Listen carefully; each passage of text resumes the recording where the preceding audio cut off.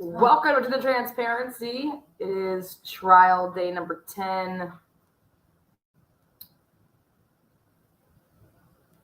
What time is court? Court's adjourned. No, court's going to get started here. Day 10. Now, we don't see Adam. And Homie is sitting all the way to the right. I don't think Adam Montgomery is showing up unless they're bringing him in separate. I don't see it happening here. This is Law and Crime. They're running a camera in there. The other one's pointing up into the sky. So, again, good morning.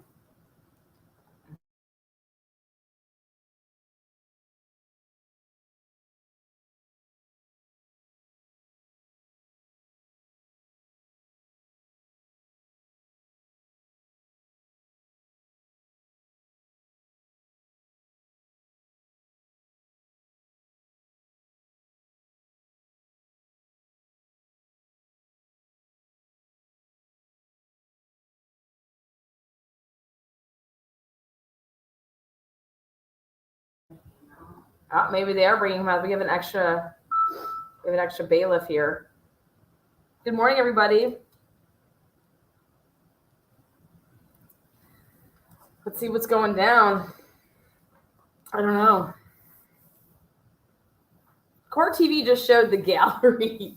Well, we're going to try Law and Crime today. Look how little Elena. Again, he has to be there today if he wants to testify. Technically, if he doesn't show up today, he can still, I guess, show up the other days, but he just can't testify. That's what I'm under the impression of. Lots of cops sitting in the gallery.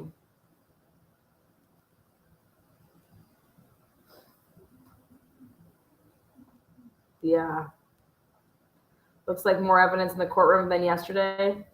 Well, Elaine 2.0 rather was up over there by talking to our evidence specialist up there that's coordinating the evidence.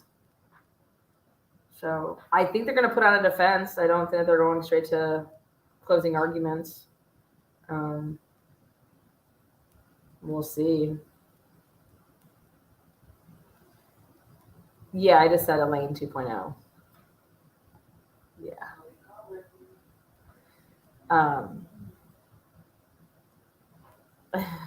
What is up, Johnny boy? Yeah, good morning, everybody. Oh boy, I didn't get my sandwich yesterday, so I want a sandwich today. I'm going with I might even just get it damn delivered.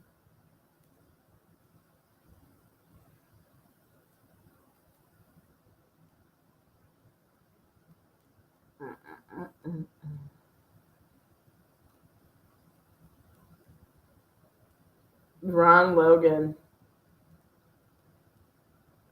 bridge guy. They just did a special over there at News Nation last night at like midnight. You guys can check that out. I put the link on my community page. All that sub talking, no sub. Yeah. Yesterday I went for Taco Tuesday at this place called. It's a pretty cool place.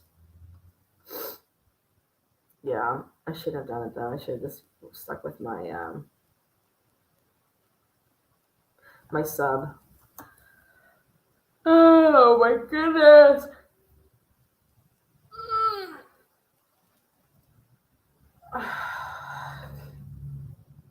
Stretching it all out, guys.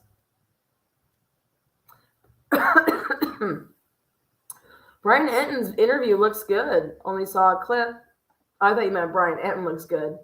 I was like, well, he is taken. Oh, yes, of course. Partners in Crime is probably going to have just like, one big live a week. So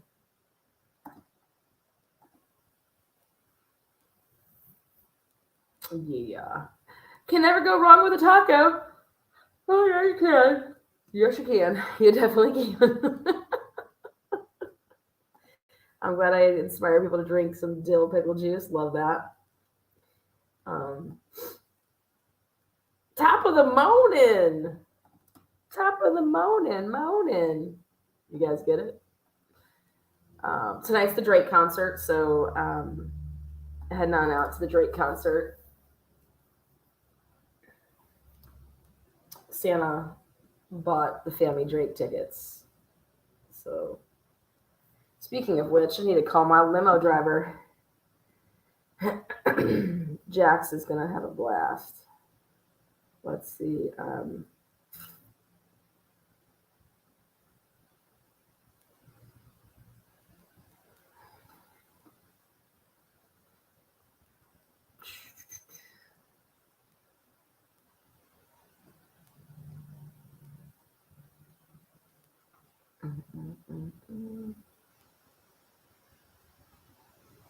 Yes, it is.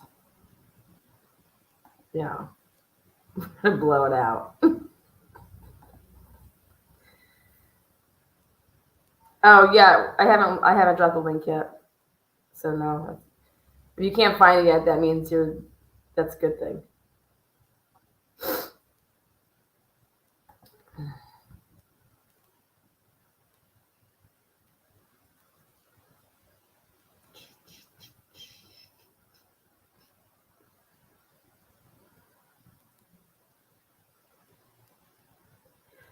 Oh, come on, what are we waiting for? I mean, I don't see Adam coming unless he is sitting at the back table. The way that they have that table situated, guys, I don't see it. Oh my God, the podium is facing the jurors. They are not putting out a defense. Look at the podium. The podium is facing the jurors. Please be seated. Holy shit. I give you a draft instruction. Satisfactory, Judge. Okay, satisfactory to the state? It is, Your Honor. Oh my God.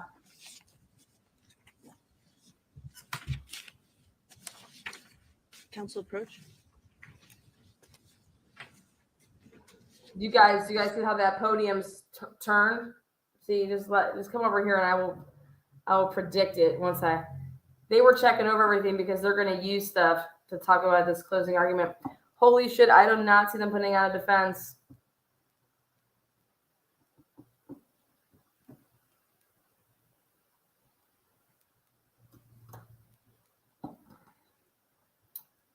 I don't know what to say about this.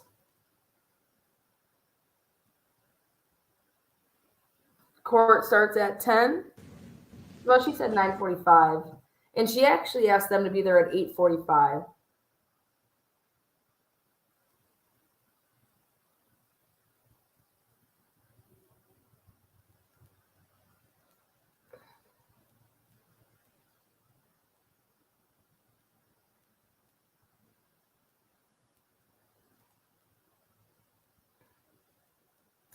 I mean, they probably were like, listen, this guy, we're not going to fight. If he doesn't want to even show up, he's probably like, don't even put on defense. I got nothing to say. I don't know what they're planning on doing in appeals. You have to try to Ready? All right, we're ready. Yes. All rise for the jurors, please. Let's see what happens here.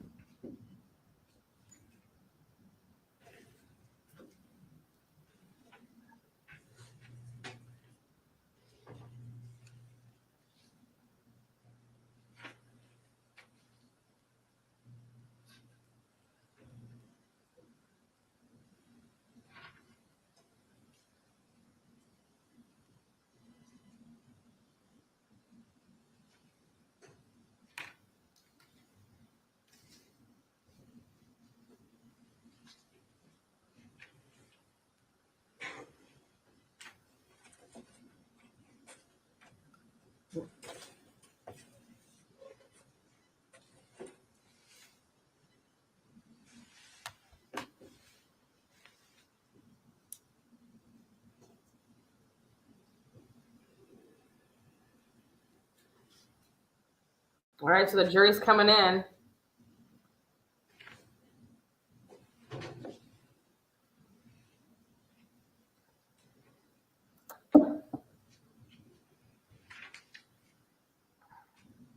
I'm looking at the way the podium's turned. It looks like it's facing the jurors.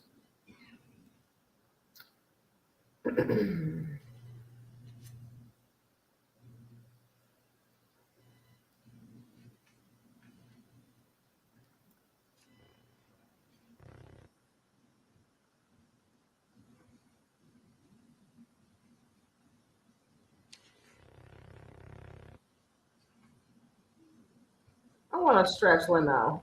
Give me a Hummer.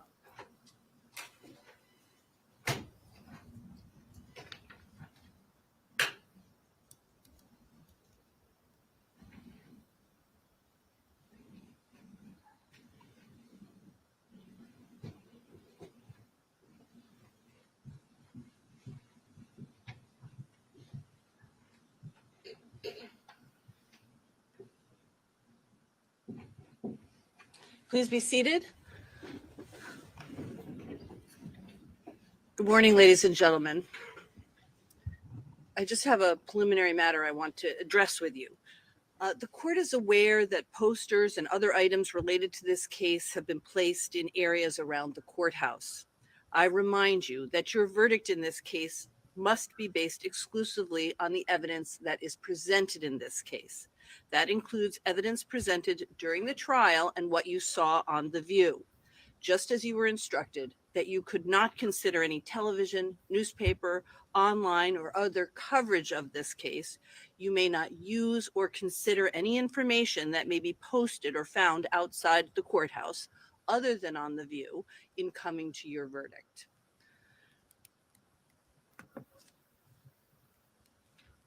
Attorney Smith, does the defense wish to present any evidence? No, Your Honor, defense rests. All right. Ladies and gentlemen, the defense has now rested, so it is time for closing arguments. Counsel, whenever you're ready. Thank you.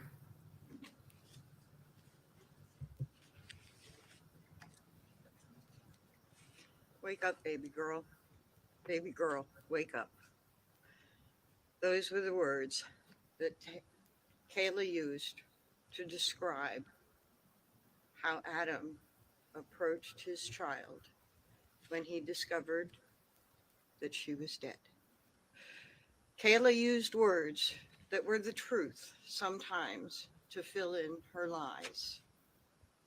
Baby girl, wake up. Those words were from a real memory of how Adam was speaking when he discovered his daughter, looking peacefully asleep, would never wake up again. Wake up, baby girl. But she didn't. Those words were the truth surrounded by Kayla's lie. Adam is no innocent. Shortly after he discovered that his baby girl would not wake up again, he began a series of decisions, terrible and criminal decisions. He made them with a very misguided belief that he had to make them to keep his family from being ripped apart. And he made those decisions with the input and influence of his wife, Kayla. He did make those choices, and you will hold him accountable for those choices. He and Kayla hid, moved, lied, and manipulated Harmony's body after her death. It's unforgivable. They lied about her whereabouts after her death, and it's unforgivable. But he did not do this to hide that he killed Harmony, because he did not kill Harmony. He did this because he believed it would keep his family together. He did not witness tamper with Kayla. She was an instigator and equal partner. He did not influence her. She influenced him. And most importantly, he did not kill his daughter. He did not kill his baby girl. When Kayla was facing charges not related to Harmony's death, theft, and 2 charges of receiving stolen property. Charges that could send her to prison for over a decade. And then, by her own actions, she was facing 2 more charges for perjury, for lying about Harmony's death. And she was subject to 2 more felonies. These felonies, 3.5 to 7 each, potential, stacked in prison. 3.5 to 7 plus 3.5 to 7, plus receiving stolen property times 2, plus theft. So Kayla decided to lie about Harmony's death, to accuse Adam of something that he did not do, to get herself out of her own problems. And what better way than to pick an accusation that had already been made?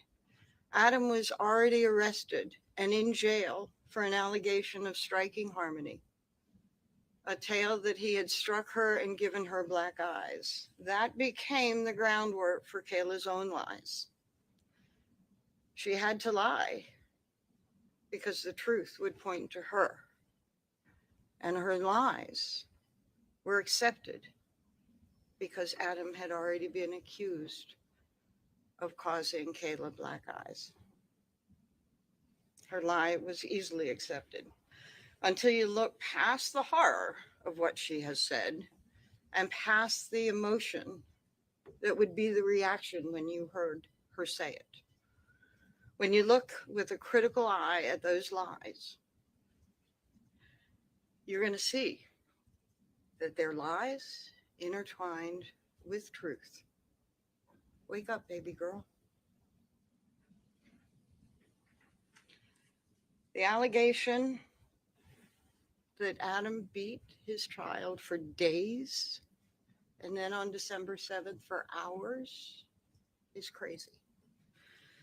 And I'm going to briefly go over that and the craziness of it as it got worse and worse with the telling. She told you a horrific story of Adam screaming and yelling and beating Harmony because when they woke up to go to the clinic, she had peed in the car, screaming and yelling at the Colonial Village at an hour that people might be going to work for rush hour, at a time that they should not have been there, and they were essentially squatting and not wanting to be noticed. Screaming and yelling and punching her in the head. And then they got to the methadone clinic, which was about 10 minutes away, at around 7 o'clock in the morning. Kayla got her dose at 7:04 when the clinic was open for people to get their doses. Her horrific story continued with Adam beating Harmony, she says, when he got out of the clinic. He at 7:09. She said he smelled urine and said, "Again, Harmony? Why don't you tell us?" And he began yelling and hitting her right in the head right there in front of the clinic. And you know that one time that they had done something wrong outside the clinic, they got told on. One time, she told you, they had left the kids in the car and gone into the clinic together with no one watching the kids, and they got told on. And they had to change their habit and go in one at a time so that somebody would always be out with the children. That would have been noticed outside the clinic at 7 a.m. when people are going in for their doses. She continued that horrific tale because she said, after witnessing these beatings, she said, "I'm hungry. Let's go to Burger King." And Adam drove to Burger King. And on the way, she said Harmony was crying a lot and making a weird noise. And Adam got really angry and kept punching her and said, "Shut the fuck up." And then he hit her at the traffic lights, 2, maybe 3 traffic lights, she said, coming over the seat and pummeling her in the back. Not in secret, not hidden, broad daylight on a busy street with busy traffic stopped at a stoplight.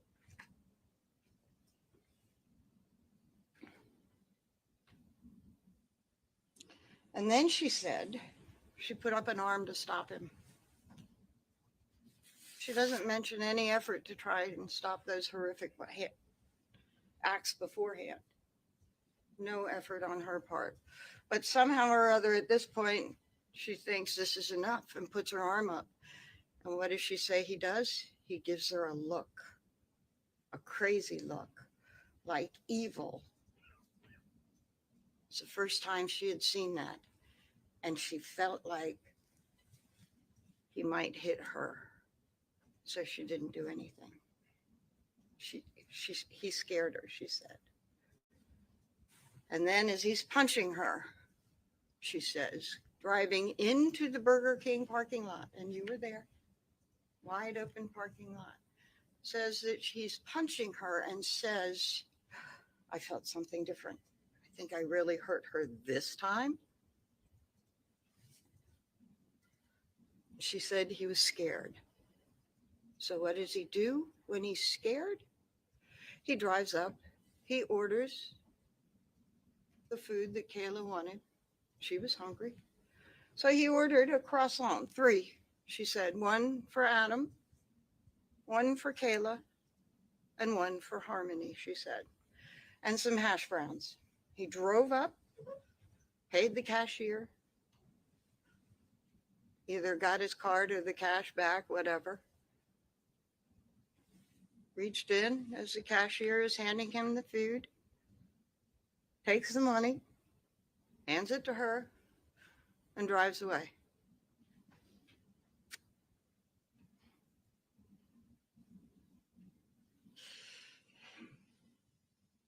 He was scared, she said. And this is what he does, she says. Her story is crazy. And what were the boys doing when this is happening to her sister over and over again? Or they might have been sleeping. No, they were not screaming as they drove up to the cashier to get the food. They might have been sleeping. She doesn't remember.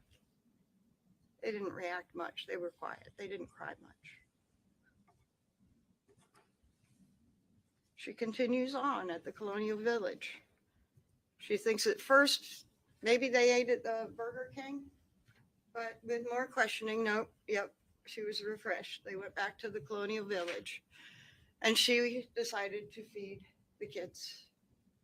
And she said that she took a little bit out of a little piece off of the food, and she fed Declan. She said Declan was the middle. She would have to put the food in his mouth, but no, she didn't look back. She just sort of reached back and put it in his mouth. And she took another piece and she would give Seamus also. She didn't have to look. She didn't look back. She didn't see anything back there. And then Harmony's croissant, she just sort of put it back there for Harmony, she said. Didn't look back.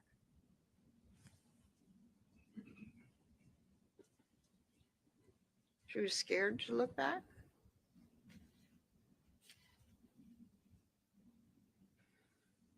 And then also with that, because she remembered clearly, she didn't have to look back for Declan because he was in the middle and she could just reach right there and put it into his mouth without looking. But then she was reminded that Seamus's car seat was in the middle. Seamus had been in the middle of that accident that was on the 29th. And she had previously said that Seamus was in the middle when she talked to the police and that Harmony was leaning against her brother. And that Harmony had a blanket on her lap and that she put a piece of croissant for Harmony on that blanket. She didn't remember this. She made this up. She made it up from feeding the kids when they did go to Burger King. She made it up with some sense of reality. We would go to Burger King and we'd go back and I'd feed them and I'd give them pieces in the back, but she had to intersperse her lies to show that she would not have known the condition that Harmony was in.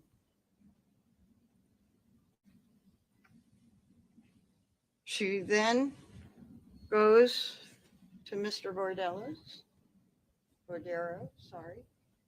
to get some drugs. She didn't remember that she was the one that went up, but she was refreshed.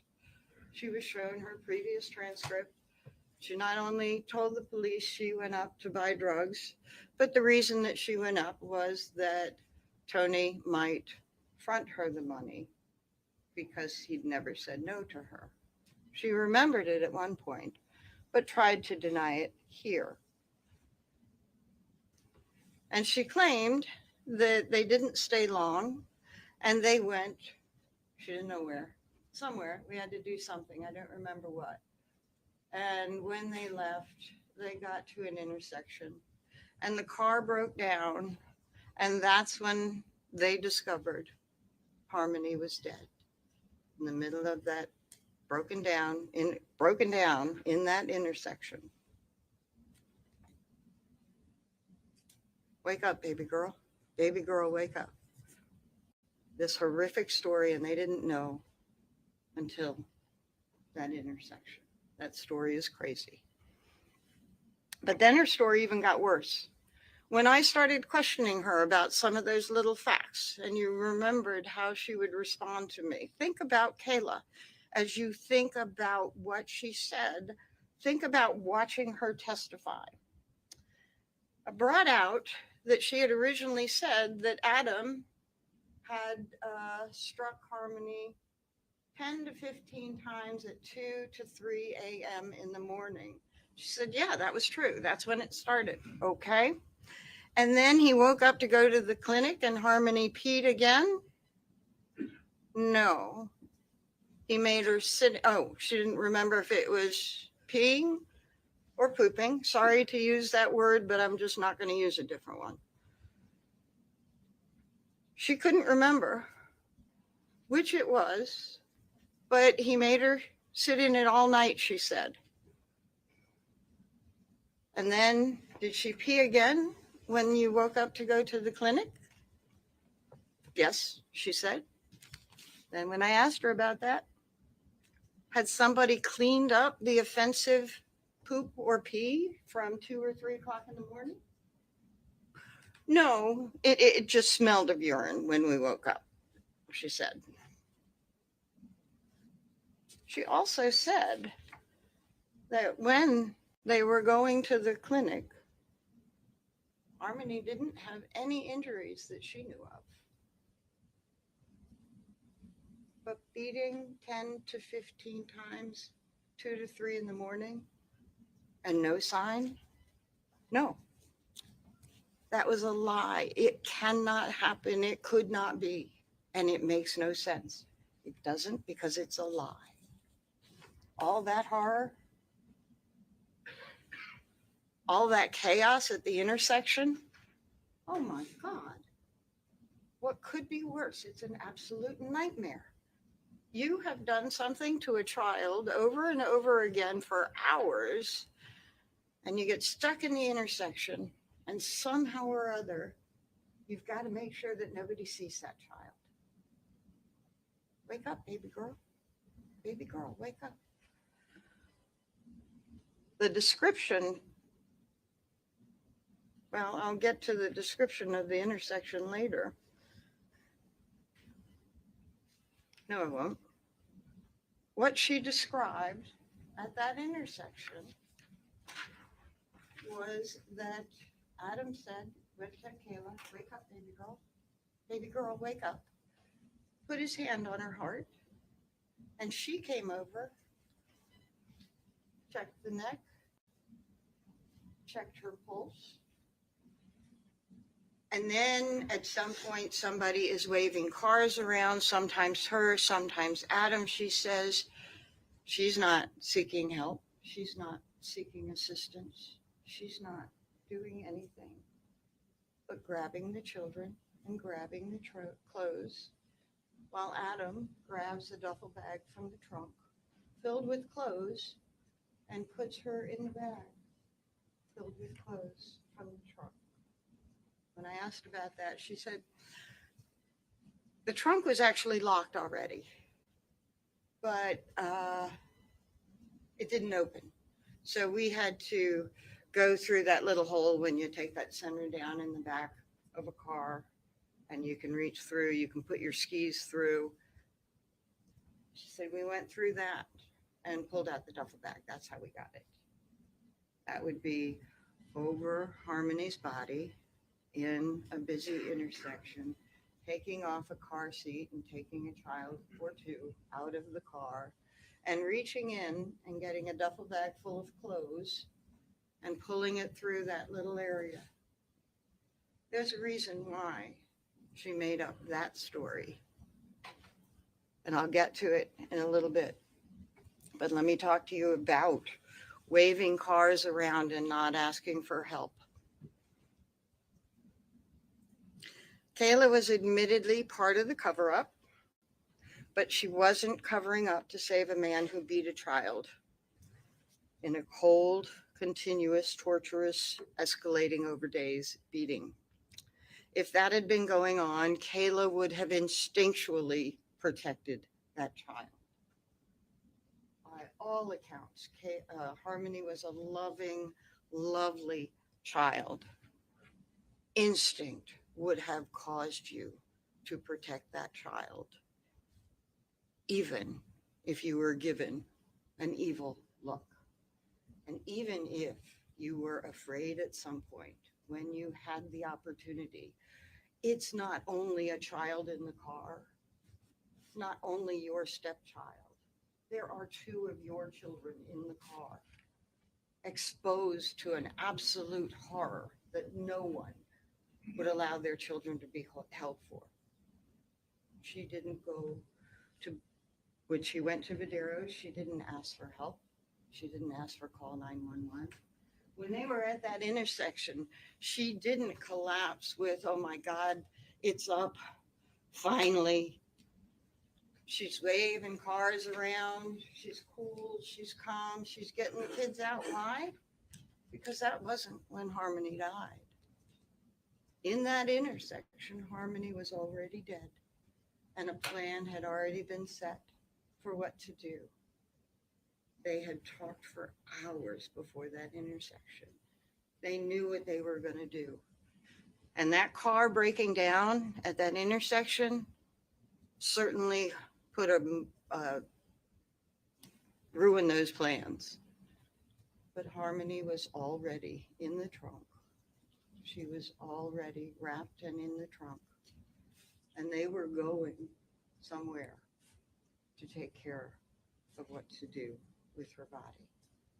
And that is why Adam was able to go into the trunk and grab the duffel bag and walk away without anybody at that intersection seeing Harmony's body, seeing Harmony sitting, lying, being maneuvered around in the car. Because she wasn't.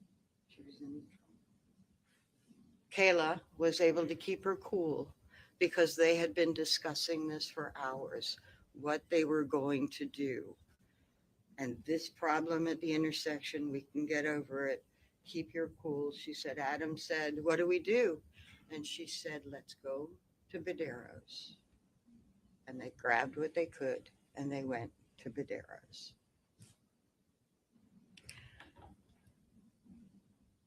Not only if that had occurred, would she have instinctually protected Harmony and her children when she could. Any love that she had for Adam would have died. No one can maintain love for a man who would do something like that over and over again in front of your kids, in front of you, and give you that evil look that made you feel threatened. There are reasons that women stand by their men, but not for that. No one would stand by for that. Why did Kayla stand by Adam? Because that never happened. Adam was not a threat to her because of Harmony's death. Adam was her protector. Wake up, baby girl. True memory that Adam spoke when he unexpectedly discovered that Harmony was unnaturally appearing to be asleep. He didn't even know she was dead. Wake up, baby girl. And she never woke again.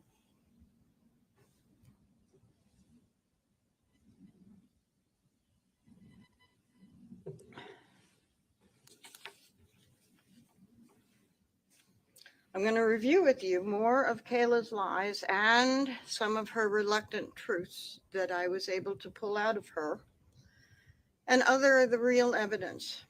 But before I do that, I want you to keep something common sense in the forefront as you evaluate it.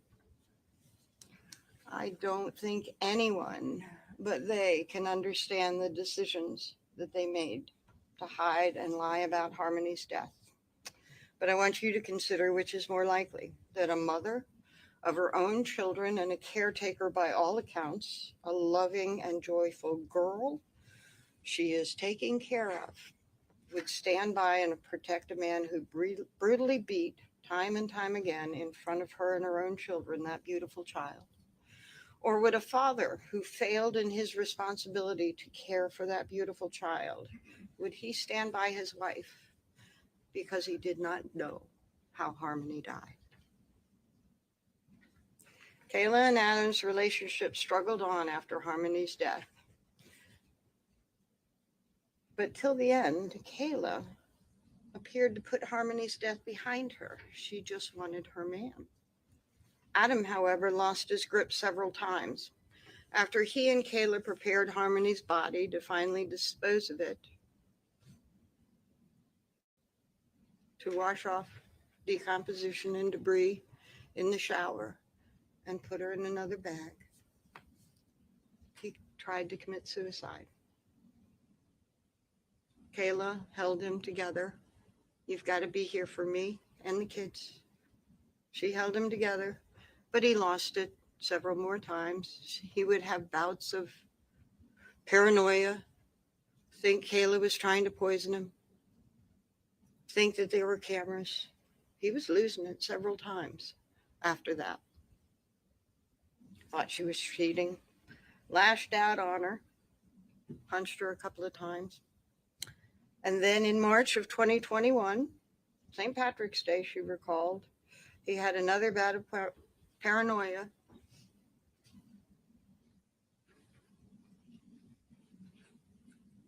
And he did this.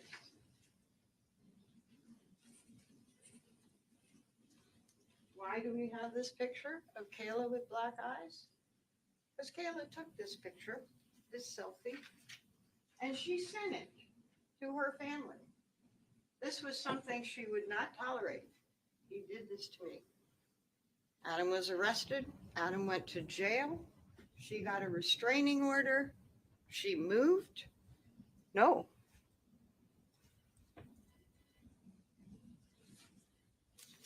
She was not an isolated, independent woman. She wasn't trapped. She had friends. She had family. She was connected to services.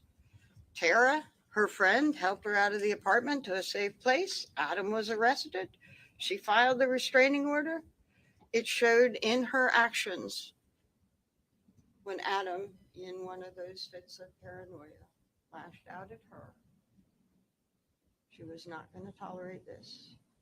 She told you, was her own woman. Adam's behavior did not control her. And by the way, Tara Hilbert, the one that told you that Adam gave her the lie about Harmony that Kayla and Adam had developed, said Harmony was with her mother.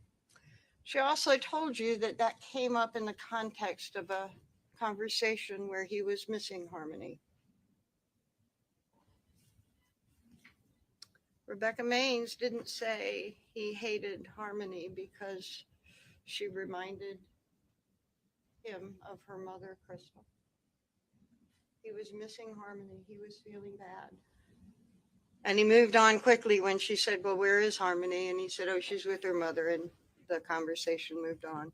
He had worked 4 years visiting Harmony, 4 years to get her. He knew who Harmony was. He wanted Harmony in his home where he lived, in his grandmother's home where he lived with his grandmother and other uncles and other family members. He wanted her a part of his home.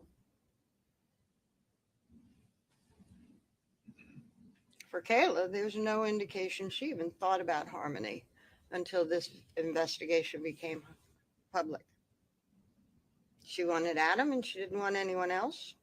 She was not relieved when Adam was out of her life. She was not haunted by memories of a brutal assault to an innocent child. She was not haunted by those memories because those memories didn't exist. Her story was a lie. There are no haunting images, except for the ones that might be in your head based on what she has said. But those images do not exist in reality. He had not done that. She told you that after he was in rehab in the summer of 2021, they communicated about getting back together. But then Adam was cheating on her then, and she wasn't happy. Thing, she called Kelsey. She wanted Adam back. She was not haunted. But Adam, in the fall, was out of her life. He was in Maine with Kelsey and her relatives. When the investigation opened up and the police tried to come and talk to her, did she say, I'm so sorry. Let me tell you what happened to Harmony. It was terrible. I've held it inside, but it's time you know the truth. Adam is a brute. No, she said, Adam. She calls Adam. She knows where he is.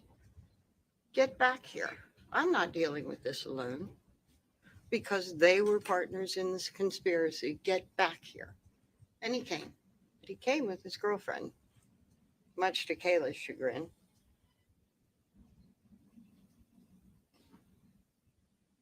You know, one thing that was odd now, she didn't rely on the police to protect her.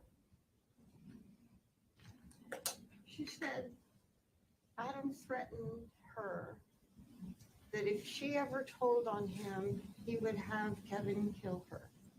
Kevin, you met Kevin, the uncle. The uncle that Adam and he were not particularly getting along with because he had failed to pay some bills he had promised to pay and put them in pretty dire straits. The uncle that after a visit and that argument, about a week later, calls DCYF, the authorities on it. That uncle that you met was no threat to Kayla. That was another lie that she told to try and figure out why, give a reason why she would not have come forward before. She was afraid. I want to talk about another lie that you watched developed.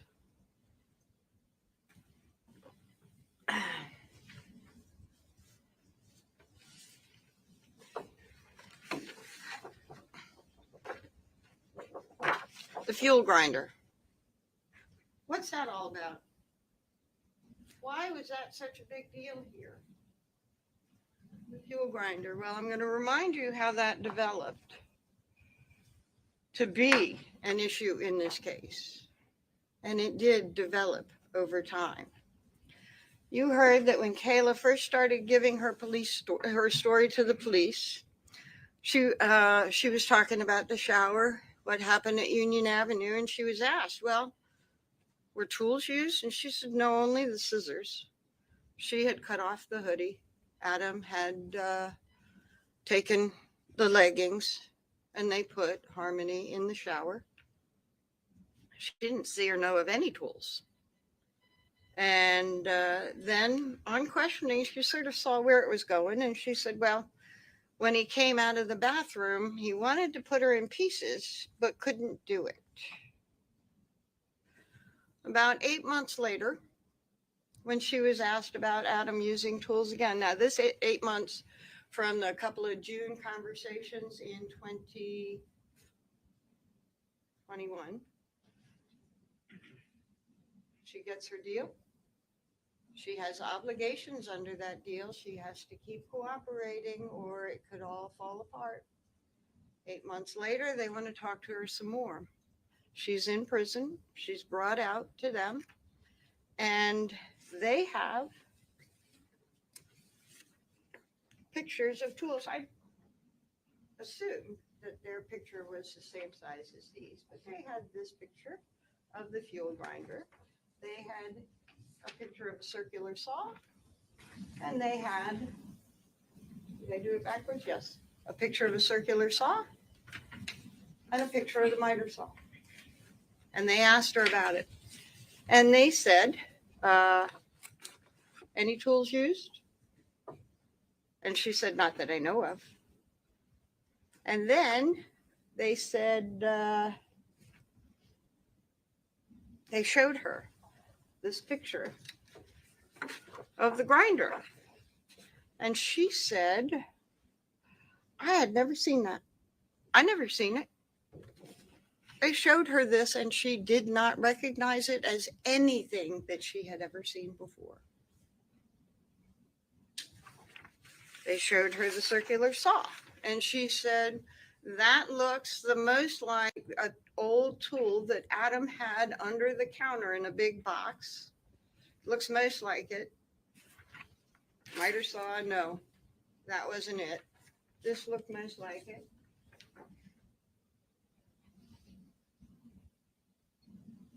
And then you learned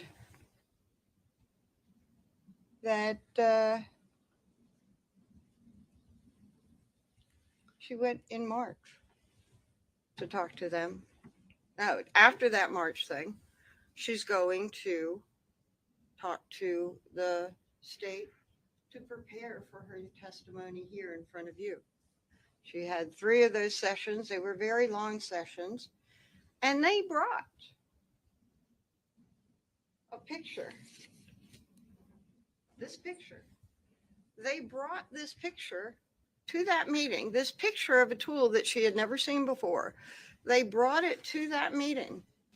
And we don't have recordings of that meeting, but she came out of that meeting having given a story of, well, when we were at her mother's house in December,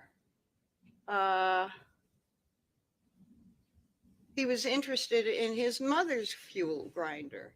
She had just bought one. It was still in the box. And he saw that and she recognized this tool as the tool on the box. And she said Adam was holding it and said this would be a good tool to use to help get rid of the body. This is December, 2 months ago that she said this. After almost a year before, she said, I'd never seen anything like that.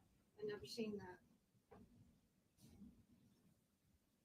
Question first, why would you bring that? Oh, and you don't have to rely on Kayla's word that that was the photo, because eventually from Detective Rahill, we did get out that the third photograph at that March interview where she said, I didn't see that. It wasn't actually identified in the interview, but they had taken this photograph for the purpose of seeing about that Home Depot purchase. Do you remember the Home Depot purchase?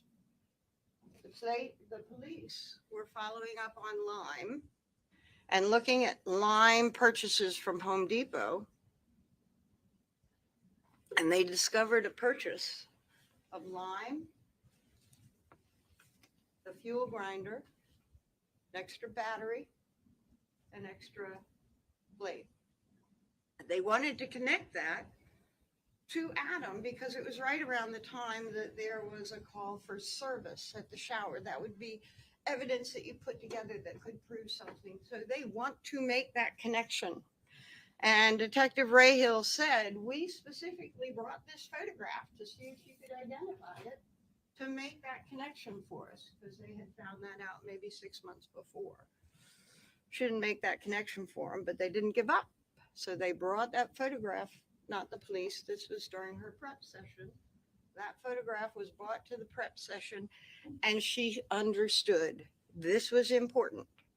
And there was no truth about this other than she had never seen it before, but she made up a story about Adam wanting to take it from her mother. That story has so many levels for you to understand Kayla.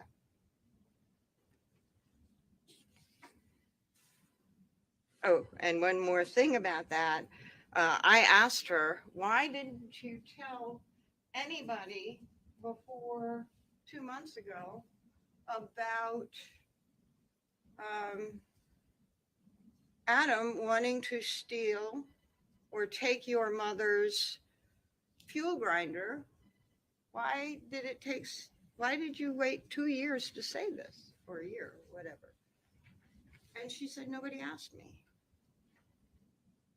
She also said, I think in that story that fuel grinder NutriBlender would have been good too. I asked Detective Rahill about whether she was asked about that, and sure enough, as the transcript showed, do you remember him buying anything or stealing anything or any other types of tools like power tools or anything? And she said no, she was asked about other tools. Then you heard from her mother, the supposed owner of that fuel grinder. Nope, never had a fuel grinder. I have plenty of tools. I do some woodworking stuff. I know fuel grinder. I never had a fuel grinder. I never bought this. Certainly didn't have a new box with a fuel grinder in it at all. Independent verification that her story was a lie. But it also illustrates something really important. One, she can gauge what seems to be important to the police or to the state, and she can create a lie to try and give them something that they seem to be looking for. She doesn't understand its importance, but if they're going to show her this thing again after she said she never saw it, it must be important. And especially with, and I don't know if it was all blown up for her when she signed it.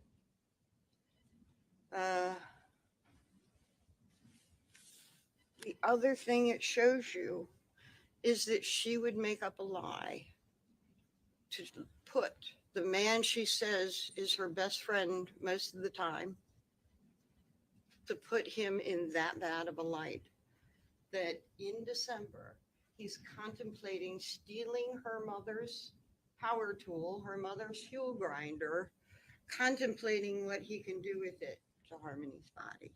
Evil, deranged. That is what it says about the story that she can make up to put him in that bad of a light. Was she capable of making up the lie that Adam brutally beat his daughter to death? Yes. Watching that lie unfold tells you, yes, she is capable and she did do it. Talk about the lime. You put lime on your lawn, you learned, to raise the pH. A lawn where rain happens, dogs play, children play, people play. That is not something that you use to dissolve a body, to make a body decompose. Where she got the lime from, I don't know. Maybe she mistook something that she heard on a crime show. I have no idea. But lime to decompose a body, nobody has told you that it would do that.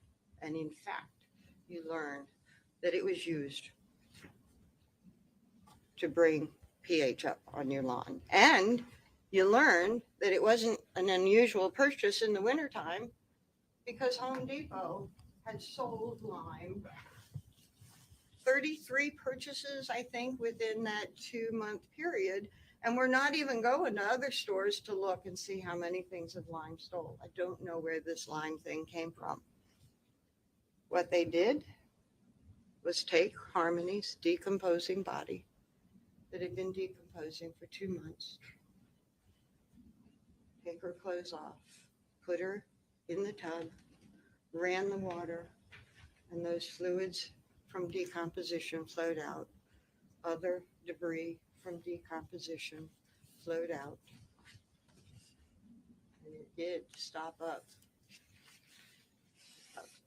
the drain. But it wasn't Lyme, and it wasn't dismemberment.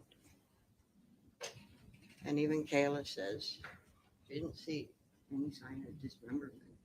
She saw Adam take Harmony's body and put it in these great big trash bags filled with lime. And you heard how big the bathroom was. That was a lie. Now, let's look about the lies she told about Harmony being hidden from view the whole time in the car, because she said the beating happened almost right away. From the time, and I confirmed it, you're saying from the time of eviction to the time that Harmony died, you're saying that she was beaten all the time. Yep. Hidden the whole time. Yep. And you pretty much stayed at Colonial Village the whole time without moving. Yep. And then you learn. And she said we did this so that we could hide Harmony's black eyes and bruises. Whenever anybody would come around, we would put a blanket over her. Nobody saw her. So then you learn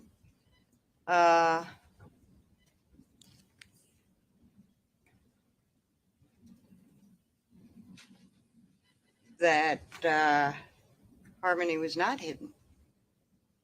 Harmony was not hidden from the Garcias. You heard Courtney Garcia. They had met up with the Montgomerys. They had given the Montgomerys food. They knew the Montgomerys were living in the car. And Courtney told you, we offered to let them stay overnight at our place. And Adam was interested. Kayla was not. Do you remember that? Kayla was not. Adam was interested. Adam was not hiding Harmony from view. Harmony wasn't hidden from Christina Lubin. Kayla's mom testified. Kayla had admitted that she went to her mom's the day after Thanksgiving. And she went there to see if her mom could put them up. And her mom couldn't because of the landlord. And eventually I was able to pull out that she was there. While she was there, she got cleaned up. She cleaned up the kids. They ate. They caught up with each other. Christina told you that she was catching up with her grandchildren, even her step-grandchildren, that she remembered sitting on the couch interacting with Harmony. She was a lovely child, kind of quiet, polite, but she looked healthy. And she noticed Harmony. She noticed her hair in pigtails. She noticed what she was wearing and the glasses, and she interacted with Harmony. There were no black eyes. There were no bruises. Harmony looked good. Harmony wasn't hidden from Tabitha Scott on December 29. Tabitha Scott, you remember, the police officer said was in the car during the accident on December 29.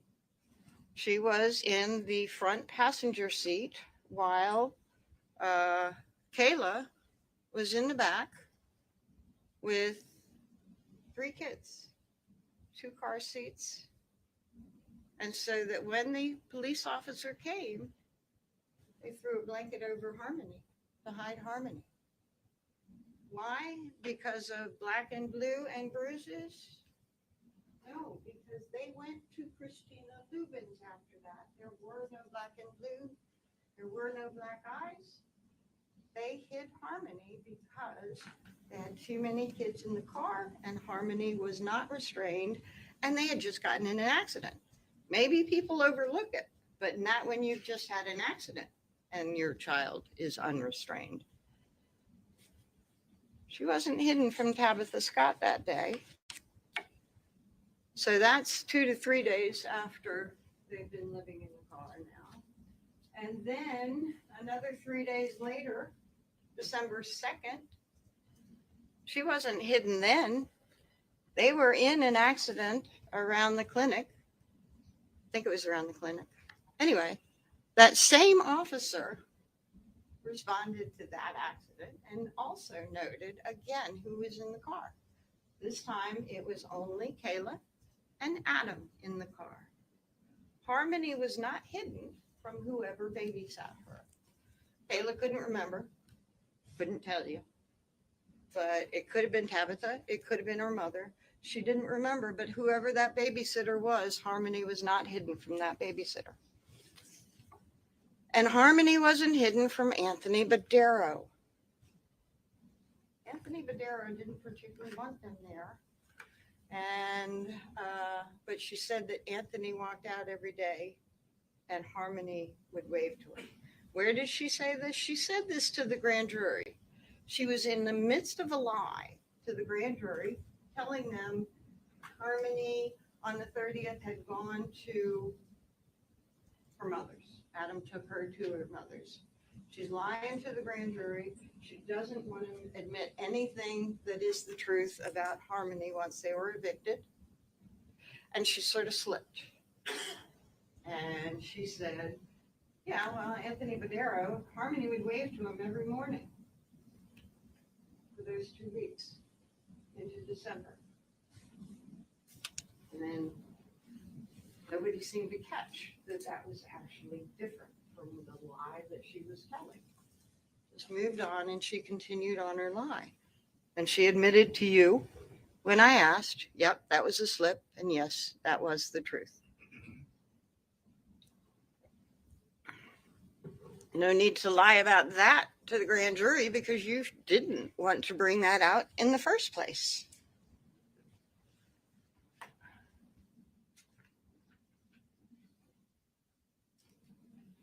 Then I talked about one of the issues that did come up a lot in the car. 10 days from the time that they were evicted to the time that Harmony was discovered dead. 10 days. And she tried to make it seem like 24/7 they were in that car. 24/7 Harmony was hidden. 24/7 they ate. She would change diapers and they would stay at the Colonial Village. They didn't do anything. Then I started asking more questions. Do you remember that? Well, you changed the baby and your toddler. They were both still in diapers. You'd change them and you'd wipe them. But to get them really clean, you would take them to a public restroom or something to wipe them down and clean them up with soap and water. Nope. Didn't happen. Well, they were in diapers. You needed diapers. You're in there for 10 days. You had to have bought diapers. Went to Walmart, the mall? Nope. Well, where did you get your diapers? Gas station, convenience store. Think about the prices at a gas station's convenience store. That's not where they were getting their diapers. Your wipes, your extra food, they wouldn't go far, she kept saying. Well, did you clean up the kids at all? Nope. Cleaned them in the car with wipes. Okay. So you didn't go to the bathroom in the car. Where did you go to the bathroom? Okay, that was a problem for her. And you went to the bathroom when you went to Burger King. Yep. And you'd go to Burger King a few times. Yep. And you'd go to the bathroom when you went to gas stations or something to pick up your food and stuff. Yep. And you'd go to the bathroom at Badero's because you were right there at the Colonial, right?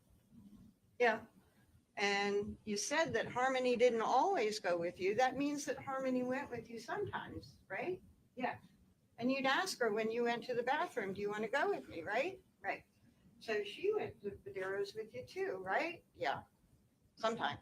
Not all the time. She went in the car a lot. Okay. With work, with prodding, you learn a different story. Harmony is out there. She is not hidden from public. Why does she want to make her Why does she want to make the story look like that they were 24/7 in a car? Well, you learned why she was working so hard to make that appear. You learned from the state's question that she was aware of opening statement and talked about it with her lawyer. And she said she used the information to prepare her answers to you because the truth pointed to her. That is why she did it. And she knew that these answers were coming and what they would mean. To prepare her Again, these ass. questions That's were what she coming just and said. what they were To mean. prepare her ass. So she decided to present a tale of never alone with the kids 24/7 at Colonial. But that tale fell apart as well.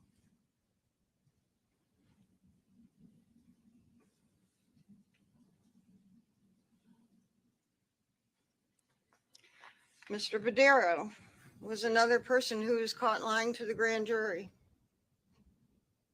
And he told you he didn't want anything to do with this investigation. He did not want to admit that he had been selling drugs, and he did not want to be part of this investigation at all. He said that no, Harmony never waved to him. He never went down to the car. And then he would get turned around and stuff, and he would tell a different tale. And he said, well, I went down to the car, but not to sell drugs.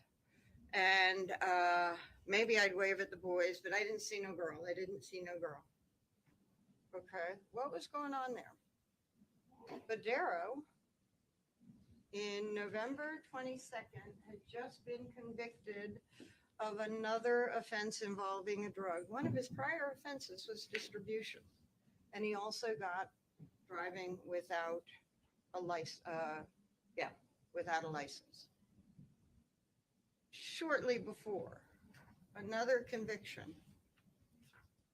He had used Adam as a driver, and Adam had used his car back in September, I think. And he did that because he was going to court, and he certainly didn't want to be driving a car without a license going to court. So he needed a ride. Adam drove in the Sebring, and he brought all the kids with him.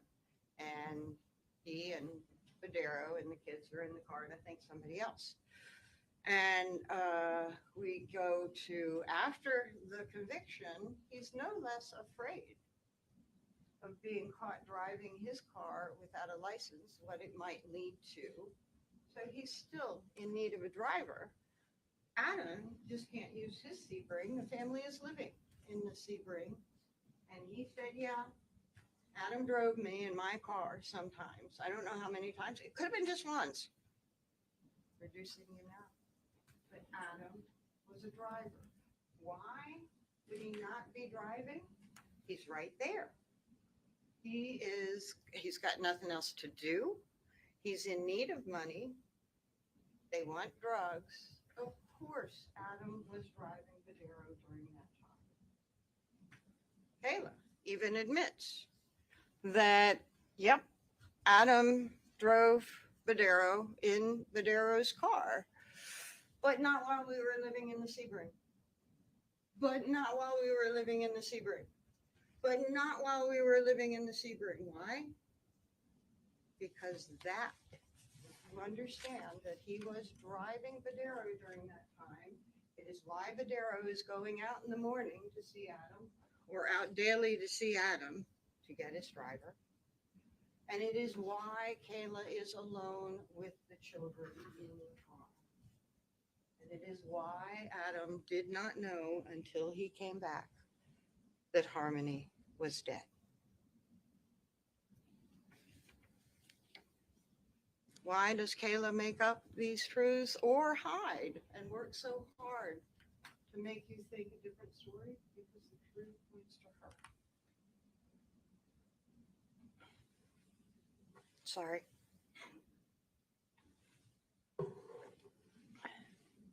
What else supports that Adam was not aware of Harmony's death until he came and shook her? Wake up, baby girl. Let's talk about blood in the car. That was a lie from the beginning. she had told the police she learned that while she's claiming that they're all frantically pulling everything together to leave the car that has just broken down at the intersection, she said Adam grabbed a Kleenex, I think, and wiped something down in the car. And they asked about that, and she said he had had blood on his hands from striking Harmony and giving Harmony a bloody nose. She assumed that that's what he was wiping up. And the police officer said, wait a minute, I haven't heard about blood before. What's this? She gets discovery. She knows that they found the car. She knows that there's no blood in the car. So she walks it back. And she says, no, not that day. He was cleaned up. And it was from a bloody nose from an earlier beating a few days before. So no, there was no blood in the car that day. And I started questioning her a little bit more. And so are you saying you saw no blood that day? And she said, well, there was dried blood on Harmony's face. And I said, so there was blood that day? And she said, no, that was from the days before that we talked about. Okay, well, one of the things that you learned about Blue Star is it wouldn't have mattered whether it was a few days before December 7th or December 7th. It wouldn't have mattered if Adam had tried to wipe up blood. Blue Star would have found it. And if you're talking about a beating where somebody is leaning over the seat and getting blood on their hands from a bloody nose, then that also would have left a trail somewhere in the car to be found. There was no blood found by Blue Star. And that stuff you learn can find blood years later. Trace minute amounts of blood, and it did in other places, not necessarily anything related to this. Being out in the elements, being out in swinging temperatures may or may not affect the test, but it can, and it did find DNA on the toothbrush. Those trace things last. There was no blood in the car, around Harmony, around the center console, around the steering wheel, anything to be found by Blue Star, because that never happened. Harmony never had a bloody nose on December 7th or on a few days before. And let me talk about this bloody nose. Think about the amount of beating that Kayla tried to describe. 10 to 15 times at 2 to 3 a.m. Waking up in the morning and again, and all of it, face and head. Going to the clinic, coming out, and again. Beatings, driving up the road, stoplights, and again, and again, and again. And then saying, something was different this time, I think I heard her. That child would have been as bloody as you can possibly imagine. Why did Kayla slip about the blood and then back it off? There was no blood. Her story was a lie.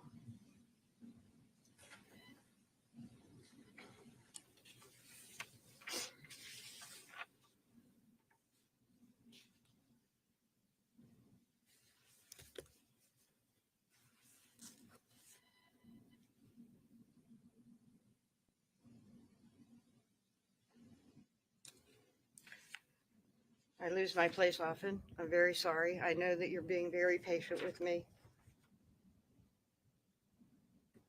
That's being honest. It's a lot to talk The about. police took this investigation very, very seriously. You heard it was one of the biggest ones that they've ever conducted. Hours and dedication of the officers can't be denied. And it's something that we all hope for in our police officers when we need them to help us. And the emotions that come with danger to a child, a missing child.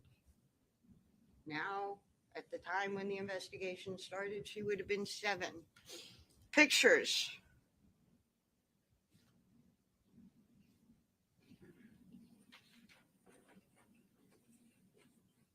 of that adorable child in the media, pulling in the community.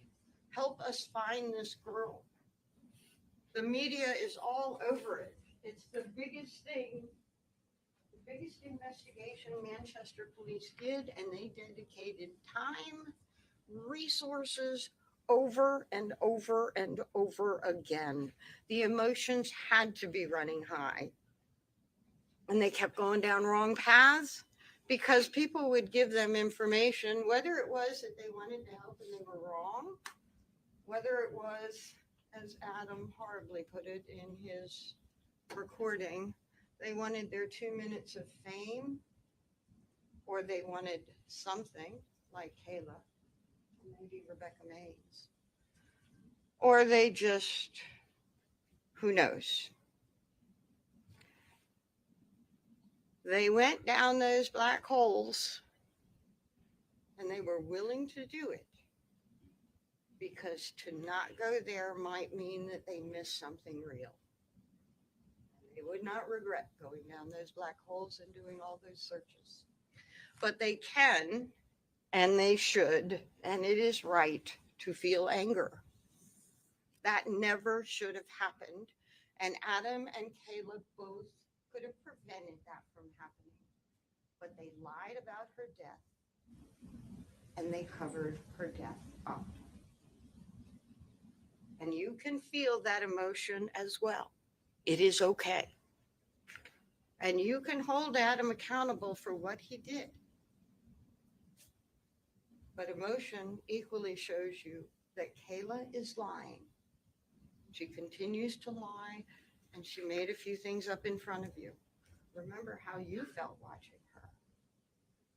And evaluate that, because that will also show you she's lying because she has something to hide still, because the truth points to her. Adam did some very, very bad things, but he did not kill his daughter. His choices got him where he is today. He has no one but himself to blame. He did what he did, and he got blamed for something he did not do. He put himself in that position. But the evidence that you can rely on remains the evidence in this courtroom and the view, not the emotion, not the horror of what she described, the slow, methodical evaluation of what she described compared to the other evidence. And can you put your trust for one of the most important decisions of your life in Kayla? Because that is what you'd have to do. There's no doubt that the police know that she's a liar. The state knows that she's a liar. She's charged with perjury, lying to the grand jury. She's charged twice, but you watched her as I asked her over and over again, all those questions to the grand jury. This is a lie? Yeah. This is a lie? Yeah. This is a lie. And some of those details that she wove around that lie that she has to admit today, those details were made to make her story seem real. But sometimes she slipped, and the truth came out, like it did when she said Harmony would wave to Tony Badero every day.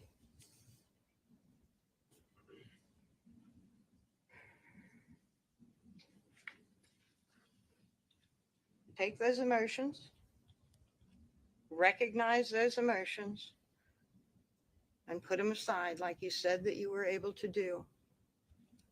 I haven't talked about the second-degree assault case at almost at all, I don't think. Kevin made the accusation. You watched. He was in a fight with Adam between Kayla and Kevin. You've heard the fight was about money as well as Kayla's black eye. And what did he say?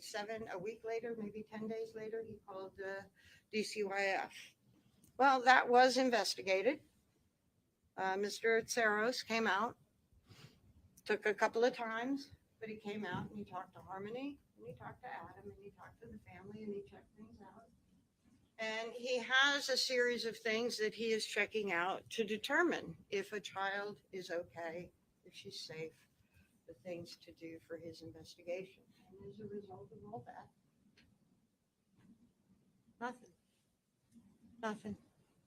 Until 2 years later, when they're investigating Adam and they want to get him, he's arrested for that second-degree assault charge for what Saros was content with the situation to hold him, so that he was in jail from January 4.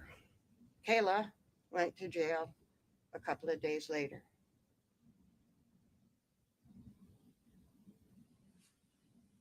You also learned that it was not because, as Rebecca Maines put it,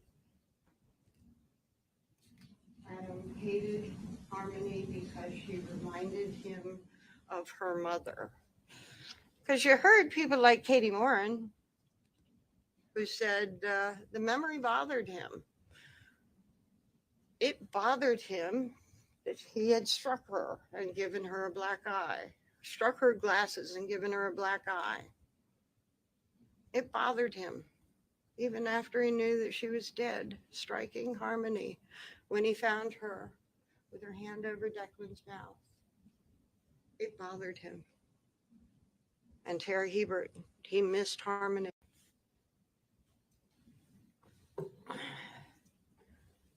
I do appreciate your patience, and I'm coming to the worst part of the case for me. It's the part where I have to stop, and I can't talk. I've got a little bit more. But I can't bring out more information from you. All the information is in, and I don't get up and say, but wait a minute, don't forget this. The state is going to give their closing after me, and I imagine it's going to be very different from what you just heard from me. And I can't get up and say, wait a minute, yes, this person said this, but look at the context of what they said. Look at somebody like Nicole Giles, who said, I saw bruises on Kayla's torso and on her body, and this was at the Fit Shelter before they ever went to Union, and it bothered me.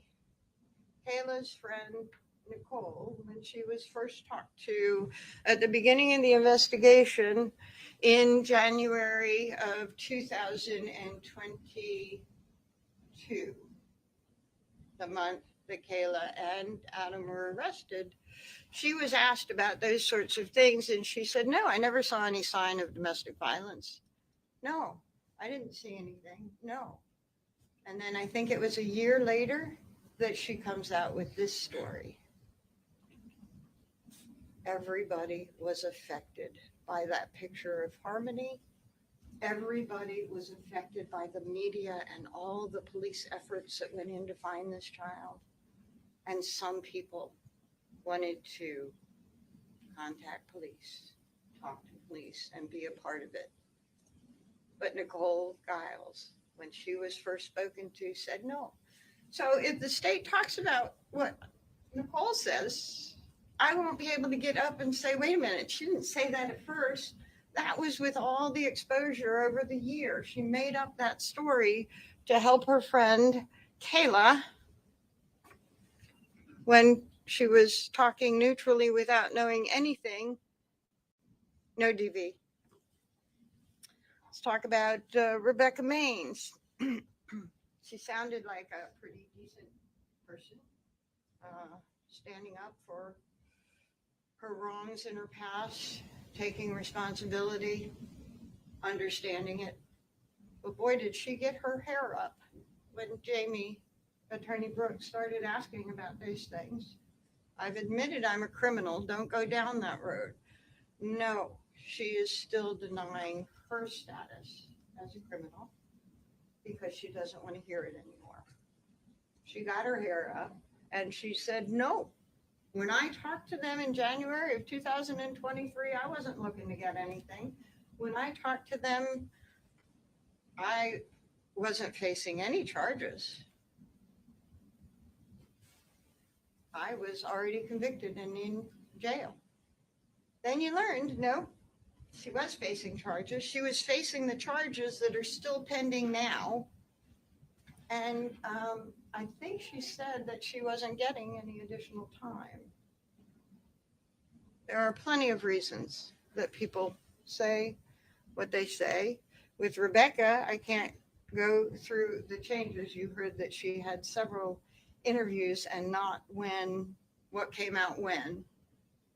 But you do know that she did have a reason to want to give something to the police, and what she gave to the police actually didn't fit anything else. Adam worked 4 years to get Harmony. He didn't hate her because she reminded him of Crystal.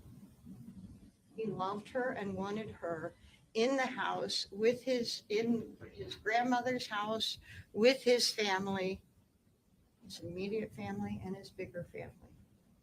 And he wanted to raise her. Things absolutely fell apart after, but he didn't hate Harmony. And her story about, I don't remember if it was urinating, being refusing, putting in the corner, there's nothing about a car.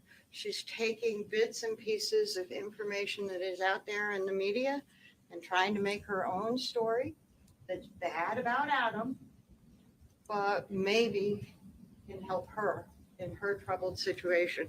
No, nobody can help me. I'm already doing my parole violation. I was done. Nope. There were 3 sets of charges pending, and she even corrected it. No, there's 4.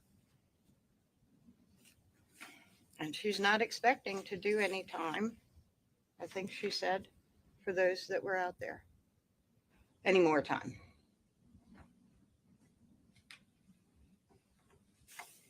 How is that possible when you're facing all these charges? How are you not going to do any more time? So It's a true statement right there. Like, how are you not expecting to back do more time? to the end. You don't get to rely on your emotions. And I've seen a few times, if you've looked at your face, and it's pretty clear that there have been emotional reactions to some of the testimony. There may have been some reactions of anger when you heard Adam's recording, knowing all the time and effort and services and resources and money that was put into this case because of choices that he made. And he's saying they're wasting taxpayers' money. Yeah, you can get mad at that. But then you stop and you say, okay, that's bad. Let's look at the facts. What is proof beyond a reasonable doubt? Well, remember the recording. I think you all got a video before you came out into the big room to be determined if you're going to be chosen or not. And in that recording, they talked about different tests about what is reasonable doubt, or what are the different burdens. And one burden was preponderance of the evidence. If the evidence favors one side over the other, that is a test, and that side is the side that gets your verdict. Then there's something very much higher than that, clear and convincing. And it happens in certain types of cases where you have to be clearly convinced that your verdict is correct before you can make it. And then there is something even higher, beyond a reasonable doubt, that you look at all the evidence without the emotion, and you determine, has the state proven to you beyond a reasonable doubt? Do you know, in your heart of hearts, do you know, not that this decision seems to make you feel good, do you know that it is right? Do you know if they have met their burden? If there's any doubt, we're not talking aliens, we're not talking crazy stuff, we are talking about trusting Kayla. If there is a doubt, a reasonable doubt, and there is a reasonable doubt to not trust Kayla with any important decision. If you have that doubt, you must Fine. Adam not guilty. That is your test. And this verdict could be easy and it could be quick if you rely on emotion, if you rely on anger, if you rely on horror, because what Adam did, what he did do to Harmony's body after she died is horrific. What he did do by allowing that entire investigation to go for so long can make you very, very angry. And if you decide this case based on your emotions, it can be a quick verdict because none of those emotions will be positive. But if you take the time, you take a breath, and you go through the evidence piece by piece, evaluate, talk to each other. What do you think about her testimony? Some of you will remember things different from others. Talk it out. What was correct? Some of you might remember things different from what I said. I'm human. But talk it out. What is right here? What is there? What is missing? What is crazy? And what is fact? If you do that, this is a very, very difficult case because those emotions are there. If you do that, if you put it aside, you will find that Adam is not guilty of murdering his brother. He did not do that. And he's not guilty of witness tampering. He didn't influence her testimony at all. It was in her best interest to lie, to hide, and to make up more lies as time went along, because the truth hurts.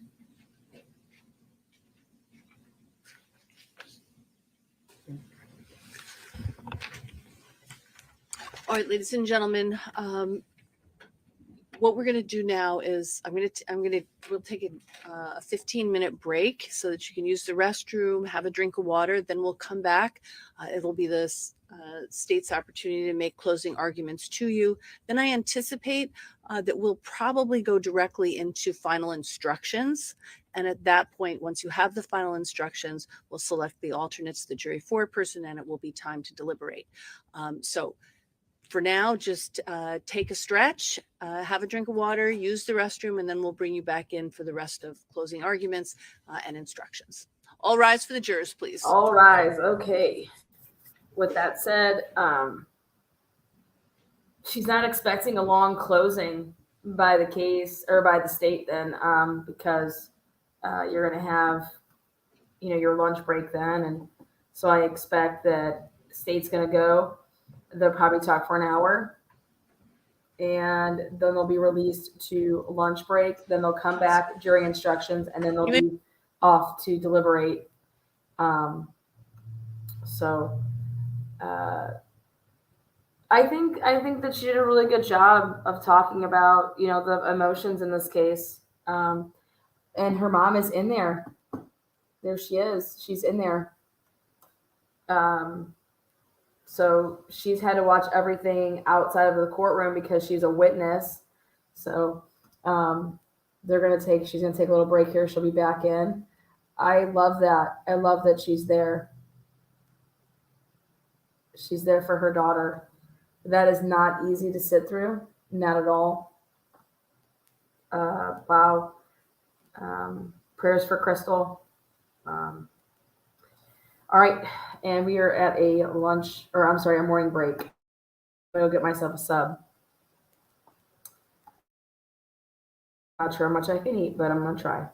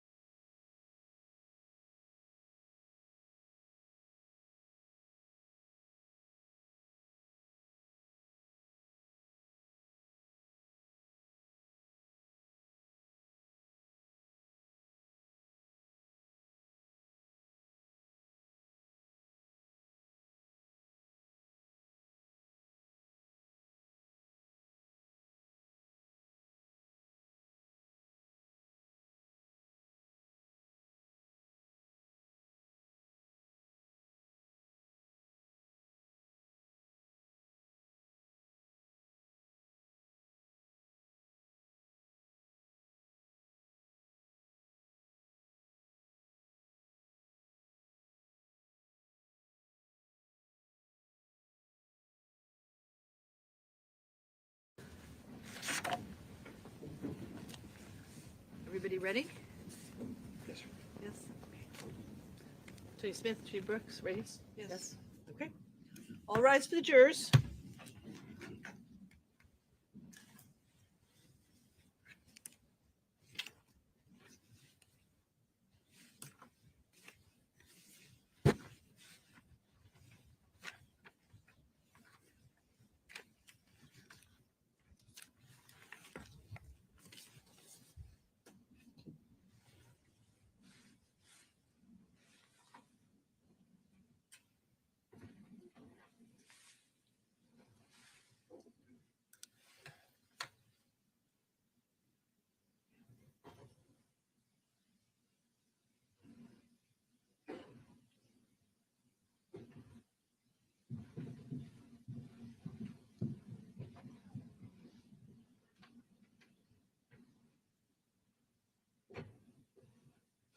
Please be seated.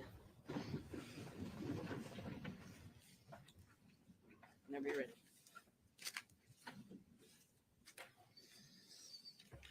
Good morning again, everyone.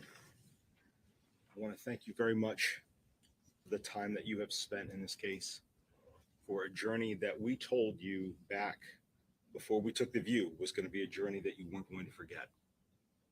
It has been a long couple of weeks. You have been incredibly attentive, and we are very, very appreciative of that. One of the things you heard just a moment ago from Attorney Smith was that she doesn't get the opportunity to come back up here and talk again. That's true. It's called taking turns. It's something that parents teach children.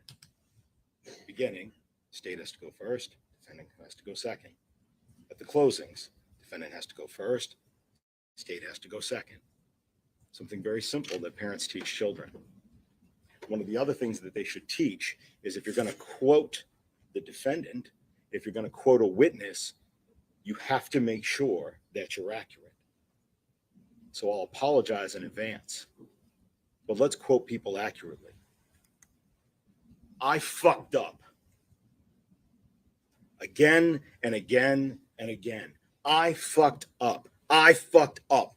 That's what the defendant, his language that he used when he told Travis Beach at the night he got the U-Haul, the night that he disappeared Harmony's body, to whatever place it is now, where he knows it is right now to this day, his words, I fucked up.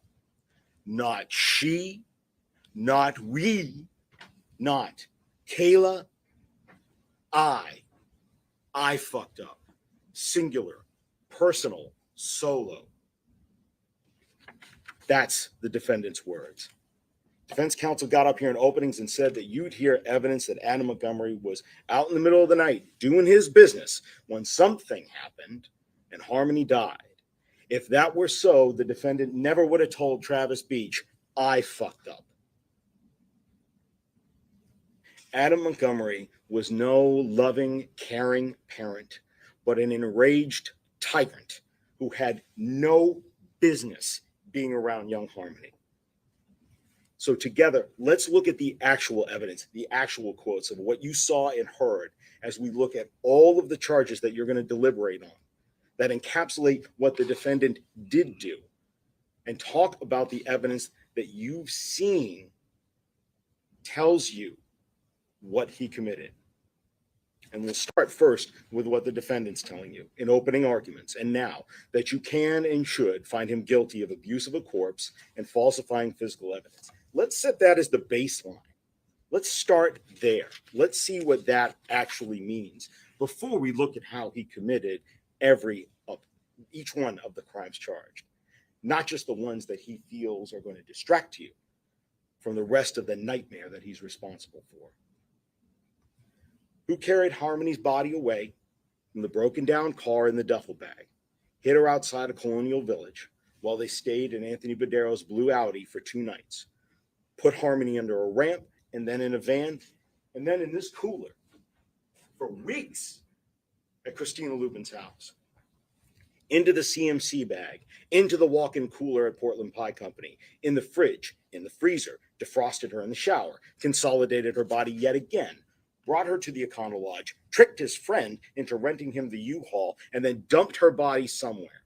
All to make sure that the evidence that could have been brought before you that shows that he's responsible for having murdered her would never be found.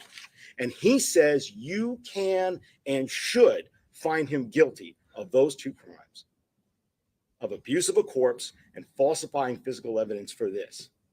He doesn't dispute this. The defense said all of that in their openings, that the defendant did both of these two bolded things. Since day 2 of this trial, opening arguments, you should then consider not only all of the testimony, but also all of the corroborating testimony about all of those charges, those two, falsifying physical and abuse of a corpse, to be true. So let's make it very, very painfully clear from the indictments that you're going to be considering for falsifying physical evidence and abuse of a corpse, making this harmony fit into this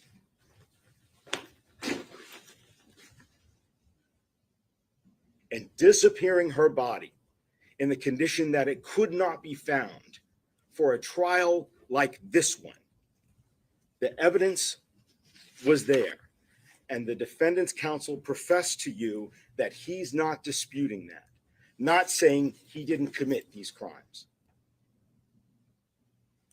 So you can check these two off the list. And with that, you got to remember the defendant gets no credit for this. He says that you can and should find him guilty of these, but he's not taking responsibility for them. He hasn't admitted anything. He's not taking responsibility for anything that he did. His argument to you is not because he's taking responsibility. It's tactical.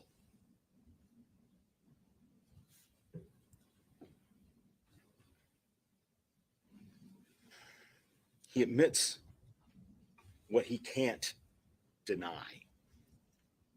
And he denies what he can't afford to admit. He cannot deny each and every single one of these facts that were presented to you. That she died on the 7th, that he brought her in a duffel bag to Colonial Village, stored her under a deck, into a red cooler, in the closet it fit, in the ceiling it filled. It's her blood in the ceiling at the Fit Shelter at 177 Lake Ave. And his fingerprints in the ceiling. Remember, left-handed prints in the ceiling. The only other person being poor Mr. Mondrag, the drywall installer. Into the CMC bag to the Portland Pie Company. Over to Union Street, consolidating her body even more, bringing her to the Econo Lodge, tricking Travis Beach, and dumping her body so it wouldn't be found. The argument that the defendant is making, he had to make. His concessions don't mean he's taken responsibility for these crimes. It doesn't mean that he's a man of principle or restraint, nor does it give his argument any credibility that because I concede all of this, well, the rest of it must not be true. The whole thing's true. And he's taken responsibility for none of this. So again, baseline, first things first, before we move on, these two charges and the charges that his counsel argued can and should find him guilty of, they're there. That's done. And that's the tip of the iceberg. It's all of the charges. Every single one of them has been proven by evidence, not emotion, beyond a reasonable doubt that the defendant is the man who did all of these things. And that's because you saw the evidence. You went on The View. You saw witnesses take this stand and put themselves before you. And you looked them in the eye. And the same common sense that you use every day to tell whether somebody is feeding you a lion, a bull, or not, you used with those witnesses. And because of that, you know that this is true. Because you heard from people like Kevin Montgomery, Nick Ahern, Katie Moore, and all talking about the defendant telling them in July about the worst thing he had ever done up until that point. You heard from Kayla, 2 days from Kayla, and all of the other witnesses that corroborate her, how he beat Harmony, this 35-pound child Remember, Nurse Travers told you that she was measured just back in June before the July incident occurred. 35 pounds, 5 years old, 35 pounds. And you heard from all those witnesses, especially Kayla, about why he beat Harmony to death, when he beat Harmony, and how he beat Harmony. And you vetted what she had to say. And you saw the rest of the injuries that he incurred, and all of that was corroborated by the other evidence presented. Corroborated in ways that we'll explore that the witness never could have possibly known there was other evidence out there that supported them. Not when the defendant started telling investigators what happened and how the defendant beat the life out of Harmony. And then beat and manipulated and controlled Kayla afterwards to make sure that she stuck to the story so he would not be held accountable and the evidence of his crimes would not be found. So when he says that you can find him guilty of these, understand that these two are but a part of the whole of his criminality, of how he murdered Harmony as well. When he said this to Travis Beach, it wasn't for part of that. It was for the whole of taking Harmony's life and beyond. Don't forget what he's saying that you ought to convict him on as well. That the falsifying physical evidence and that the abuse of corpse are unto themselves evidence of the crime of murder. He's a murderer. That's getting rid of evidence. That's what murderers do. They get rid of evidence that would show others what they've done. They think, no body, no evidence, no conviction. They silence witnesses into staying silent or even perjuring themselves so that the witnesses don't tell others what the murderer did. Because murderers don't want to be held accountable for their actions. Murderers want to get rid of the evidence. They don't mind abusing the body so that the evidence of how their victim was murdered can never be found or used against them. They clean bathrooms with ammonia after they get rid of the evidence, like this defendant did. They clean out the plumbing lines, like this defendant wanted to do. They desecrate and hide the dead so that the body cannot tell the story of how they died to the living. That's what murderers do. That's what the defendant did, because he's a murderer too. Now, let's really start now. Let's start and talk about what he did first to Harmony. Excuse me. Let's talk about what happened in June. Let's talk about the second-degree assault. You will likely never forget Kevin Montgomery's testimony as he was sitting up here, taking his time to thoroughly make sure he answered truthfully and recalled to the best of his recollection. And you are never going to forget how he described Harmony's face when he flew home from Florida, having been there in July, come back on the 22nd to see Harmony in the house in the kitchen. And we saw him relive that moment for us, admitting that he asked her, quote, "Oh my God, Harmony," or "Oh my fucking God, Harmony, what did you do to your face?" End quote. And how he told us Adam answered the question. Not Harmony. Adam did. She didn't do anything. I bashed her around the fucking house. That's not disciplining a child. That's not pulling her away or jerking her and not protecting someone else. If it had been, the defendant never would have said this when Kevin asked Harmony what happened, would he? Kevin Montgomery told you he was subpoenaed to be here. He did not want to testify against his nephew. And you saw it on his face that he remembered what the defendant said he did. Not Harmony answering the question. The defendant answered it for her. And remember how Kevin said the defendant said this. Another moment, probably not going to forget, when I asked Kevin about how the defendant said he bashed her around the house, Kevin, you'll recall, said, quote, like a cocky son of a bitch. Nick Ahern told us he saw that black eye and how bad it was. And what did the defendant do? Lied to him. Nick told us how the defendant told him that it was from an injury from playing soccer.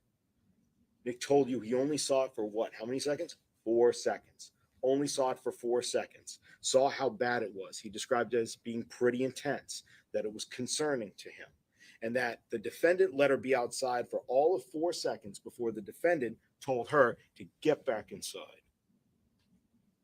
And what did Harmony do? She obeyed. Nick saw him walk Harmony right back through the front door and then shut it. And so why did Nick hide Harmony away that day? Because he couldn't let a 5-year-old outside on a summer day, could he? Not when her face showed the mark of the assault that he had delivered on her. Shows everyone in the neighborhood, along with Nick, evidence of what the defendant did to her.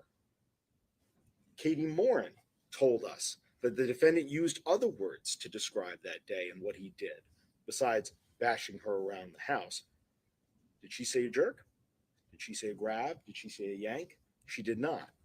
The defendant told her it was, quote, the worst thing I'd ever done, end quote.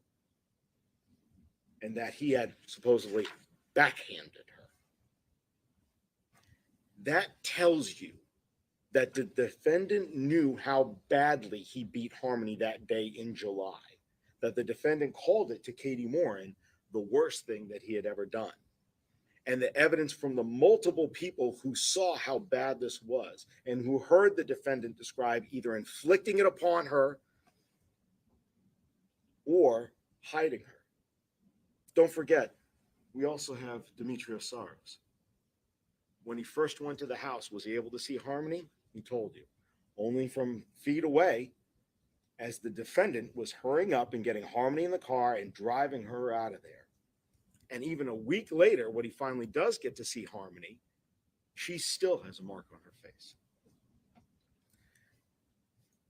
Finally, you've also got Kayla Montgomery, who told you she overheard the defendant's conversation with Kevin Montgomery and then confronted him because he told her it was from a lightsaber that one of the boys had been swinging around and Harmony got hit in the face. And she confronted him about it and said, you said it was from a lightsaber. He said, yeah, no. What I said to Kevin was correct. He admits that he lied to her before when he told Kayla that Harmony got hit by a lightsaber. More evidence that corroborates that what Kevin said happened, his conversation with Adam, where Adam admitted to hitting Harmony in July, did happen. Simply put, from multiple witnesses, from the defendant's multiple confessions, he committed the crime of second-degree assault on a 5-year-old in July of 2019. And of that, there is simply no doubt.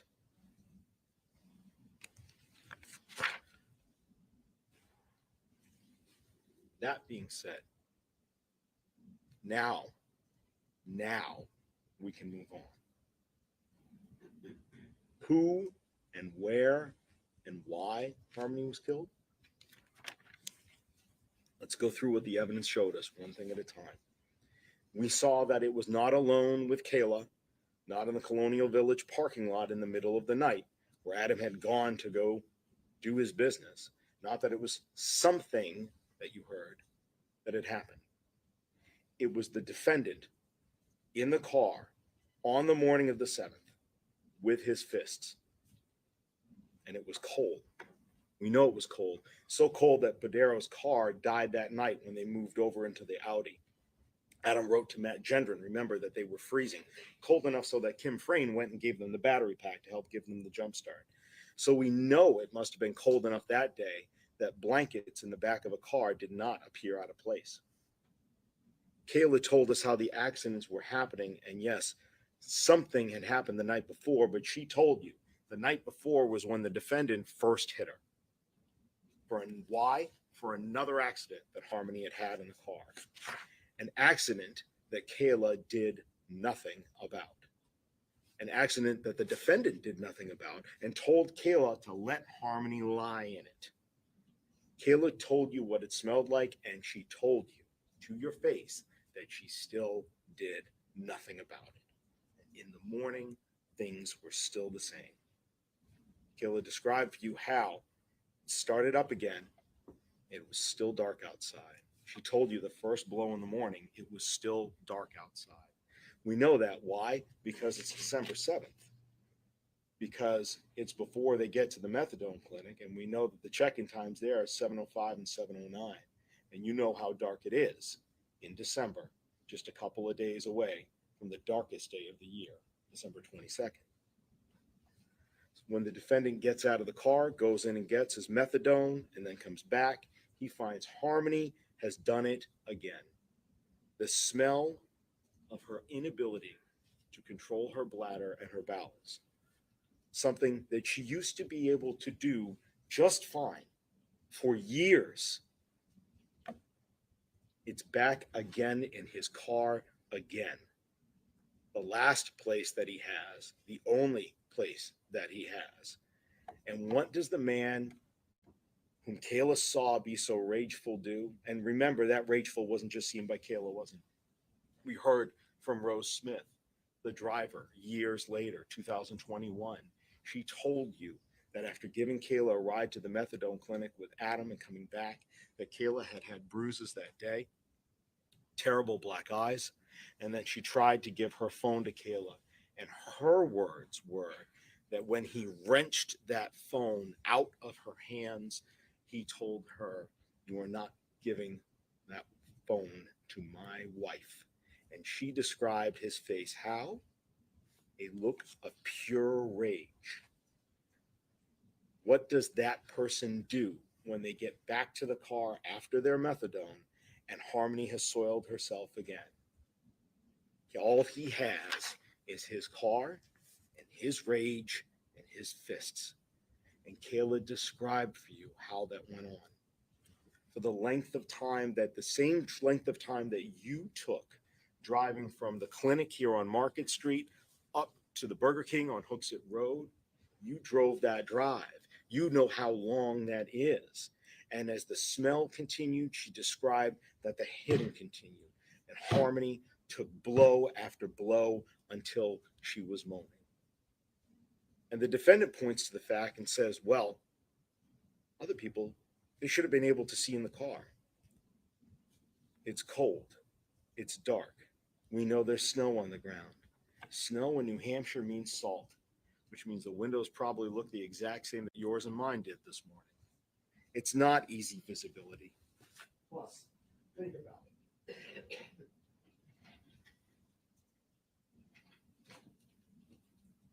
Doesn't take a lot to be able to punch down on a 5-year-old, 35-pound child and make sure that it's below the legal line. Not for him. Not for Adam Montgomery. Not against Harmony. Not in that car.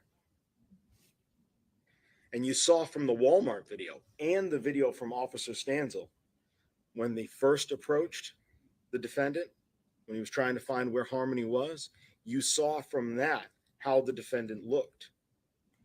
Remember him at Walmart. He's not a small or a weak man. He wouldn't need to use much power to inflict deadly force upon Harmony's skull. And you heard it wasn't from one blow of his arm, but several. Take a moment. Let's talk, just take a break and talk about something that defense brought up. The fact that there are other children in the car, and why wouldn't they have been screaming and yelling? I remember that fun catchphrase she tried to get Kayla to say, a cascade of chaos would have ensued. We know young children adapt to their environment like nobody's business. They're frightened by new faces. They're frightened by new experiences or the unexpected, but they're not frightened by something that's familiar. Why would the other children cry if Harmony had been getting hit and punished in the car? After all, this was the second time in less than 12 hours that they would have seen this if they were awake. They would not have been unfamiliar with his rage towards Harmony in that car. The defendant's theory that punishing Harmony for soiling herself would make the other children cry implies that this is unfamiliar to them. And the evidence shows that it is not. Kayla rejected that cascade of chaos every single time it was proposed to her. And both Kayla and common sense tell you that that makes sense, that that's true. Now, when they got to Burger King, the damage at that point had already been done. As Kayla told you, Harmony laid under the blanket. No one went to get help for her. Not the defendant who beat her, not for Kayla either. And what did the defendant say in that moment? Words matter. I think I hurt her this time. This time. This time, I think I hurt her. I think I did something. Why say this? Because he didn't do nothing. He did something. He took her life in rage over a bathroom accident. And he admitted in his opening that you can and should find him guilty of abusing her corpse and falsifying physical evidence for what he did afterwards to get rid of the evidence, get rid of her, get rid of the evidence that would have shown he murdered her. But it was the evidence of his crime of beating her. I fucked up. I think I did something. I think I hurt her this time. That's what he believed.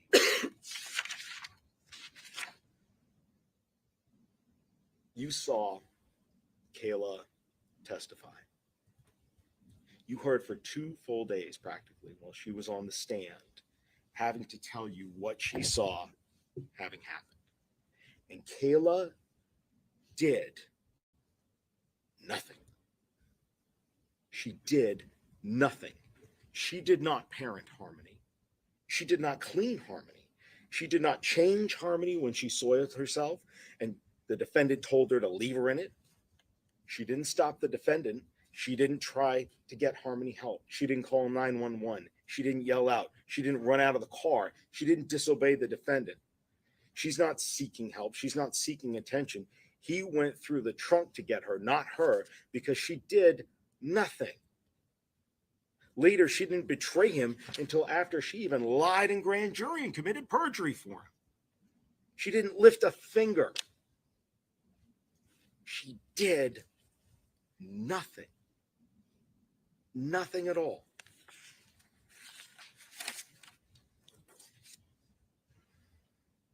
The defendant wants to have their cake and eat it too when they come to describe her. She's an abuser, but she did something in the middle of the night. She didn't see anything here, but she saw it all. She wants the defendant. Oh, she doesn't want the defendant. Believe her grand jury testimony, but don't believe her grand jury testimony, the part where she said she lied. That part you should actually believe, even though she's telling you it's a lie. Want to have their cake and eat it too when it comes to her testimony. Well, you know, she would have been really conscientious when she was shopping for diapers. Because that's, if you're homeless, yeah, that would make sense. You want to go where you can get the cheapest price.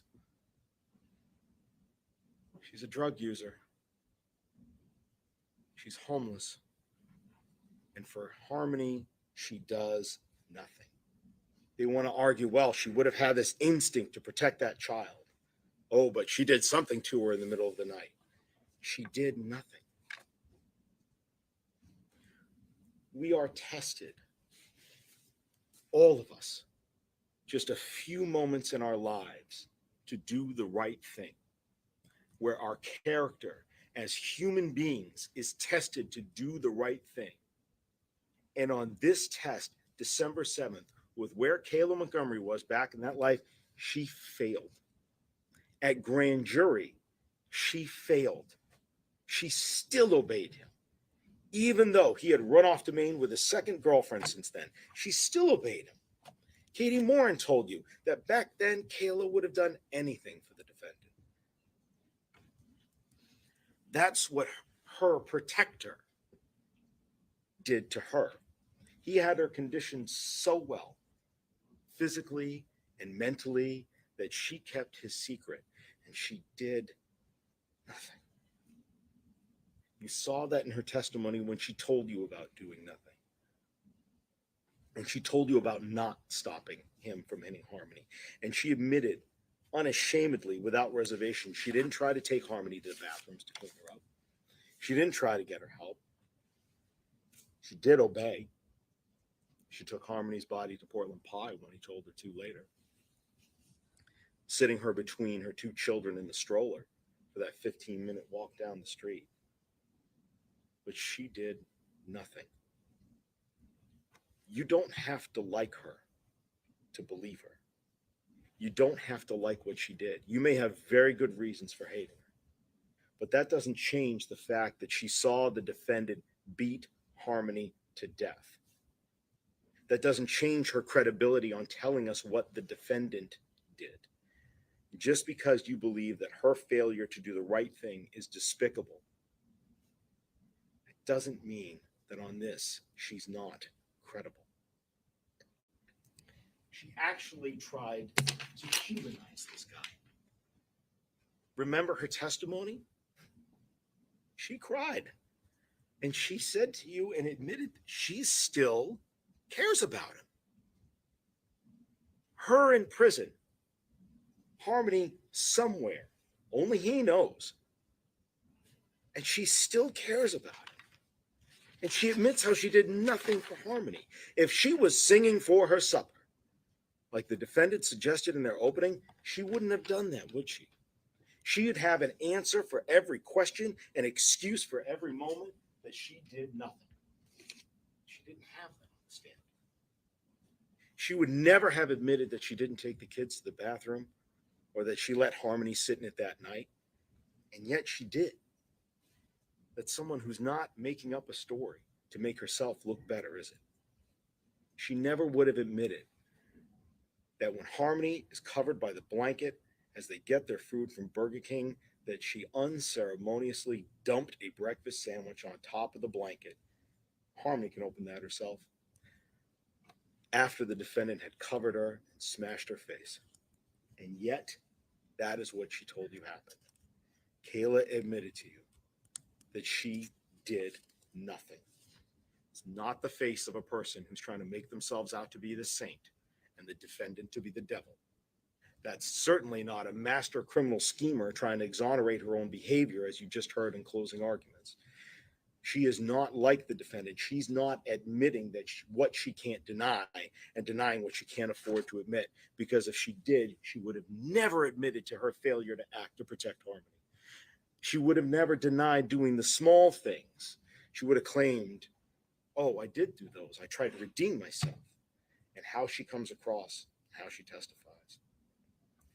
What she is a battered woman admitting an inconvenient and terrible truth, that she failed in a moment of life when her character was put to the test. She did nothing to help Harmony, nothing to stop her. She didn't kill her.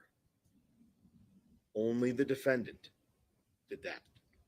So when defense counsel says that it was Kayla who put Harmony in a duffel bag in the trunk and told Adam about it later, you heard and saw Kayla testify. She did nothing for Harmony. Not a thing. And you can't get something from nothing. And the defendant's promise at openings that you'd see she did something remains exactly now as it was then. And it's a false promise.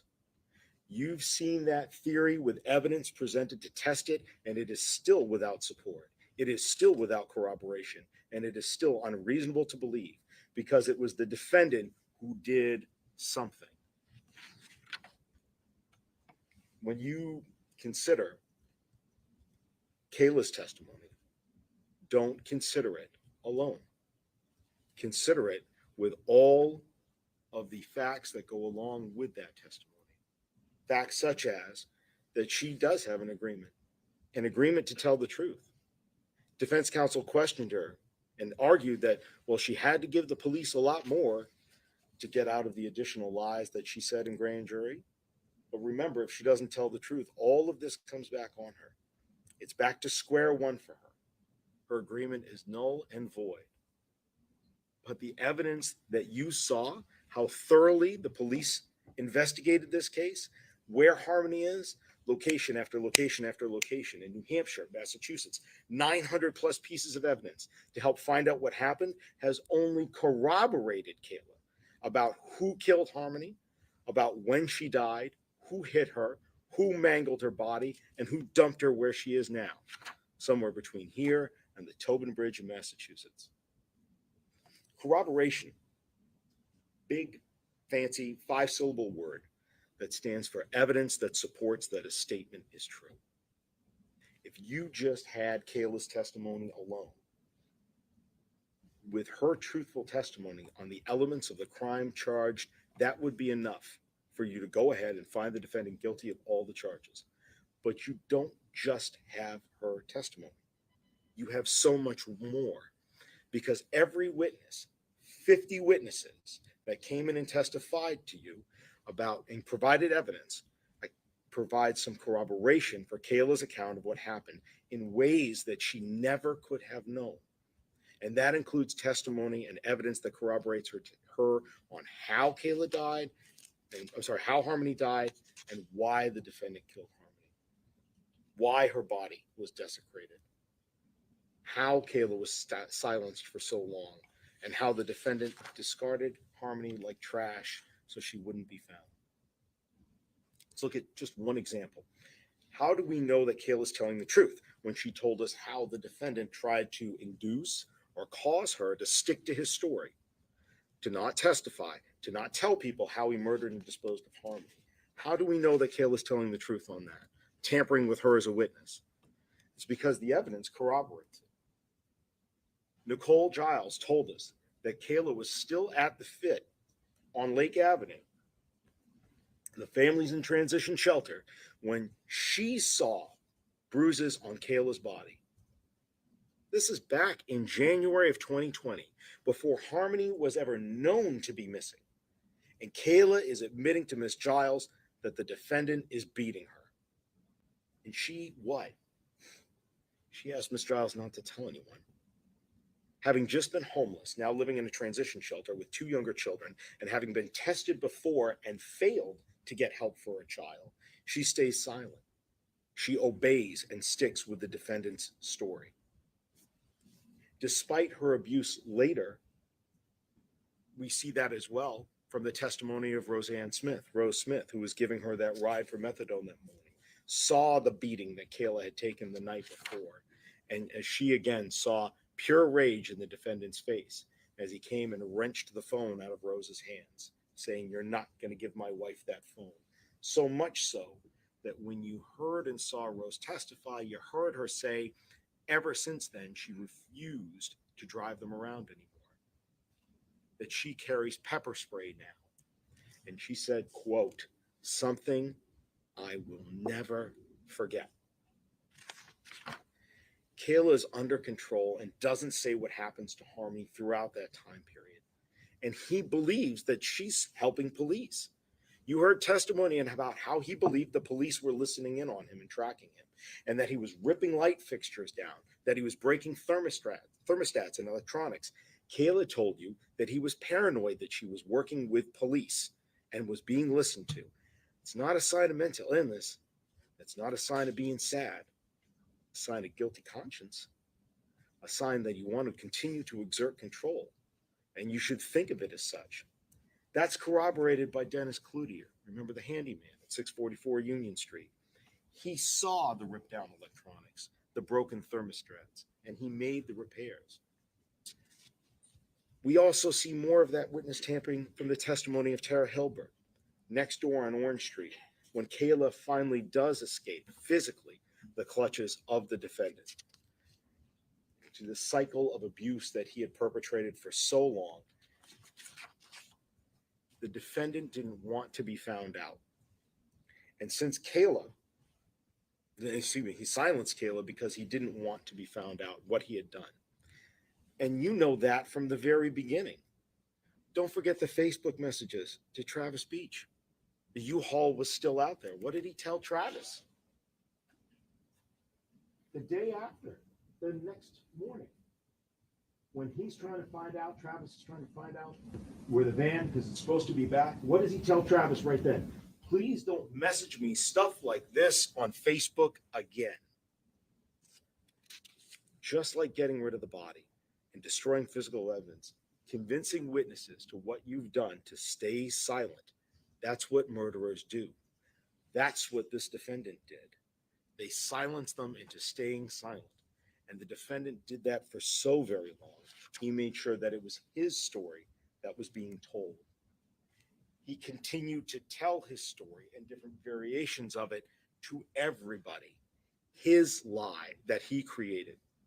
To Christina Lubin, remember, this would have been the first day after they got booted out of Anthony Badero's Audi. At Christina's place, tells her, I dropped her off in Massachusetts with her mother. Jessica Guerin tells her over a year later, while she's delivering a gift for her boyfriend, tells her at that time, oh, my other daughter, she's down in Massachusetts, and quickly changes the subject.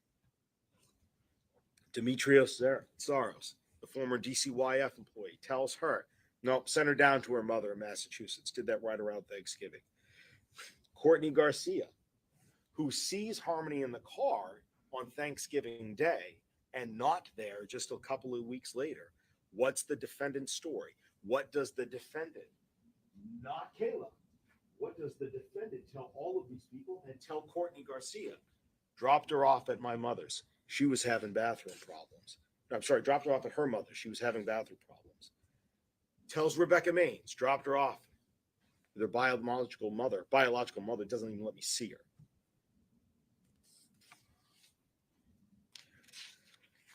A clever lie that works if Kayla sticks to the story that he's told everyone. And it did for a long time. That's why Kayla's in prison today. And corroborating evidence comes not only from the witnesses, but again, from evidence of receipts and from photographs, because a picture does speak 1,000 words. That is not the face of the person who's in control. It's the face of the person who was kept under control. She needed to be kept under control so that what the defendant did to his daughter would not be found out. And it worked for a long time. But all the witnesses who corroborate all testified to a different aspect of seeing the control that he exerted on Kayla and the stories that he told others to stop her from actually working for the police and to stop her from telling police what really happened. That's about what he does to her. But what else corroborates Kayla about why Harmony was killed?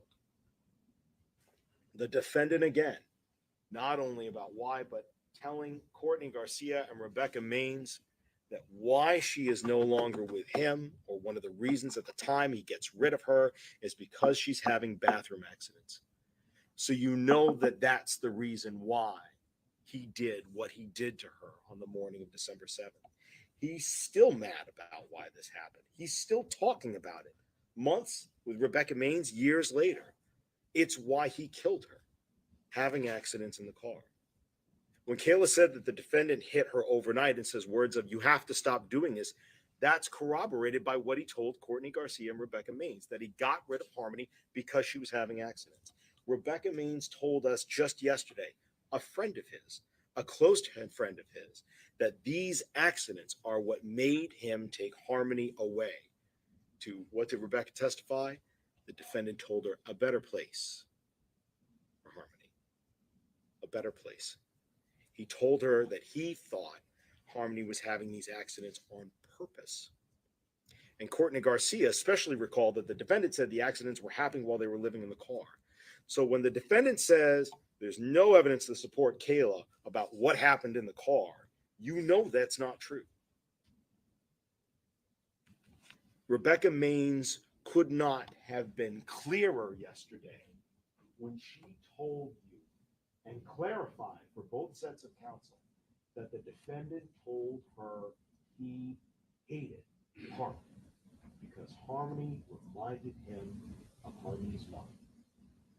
She could not have been clearer about that.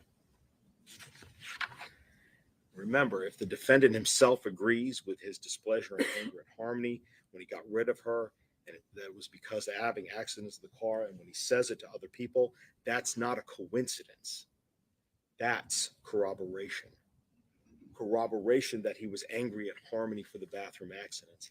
Evidence that even though this little 5-year-old girl that he thought was doing it on purpose, evidence of why he was so angry that morning.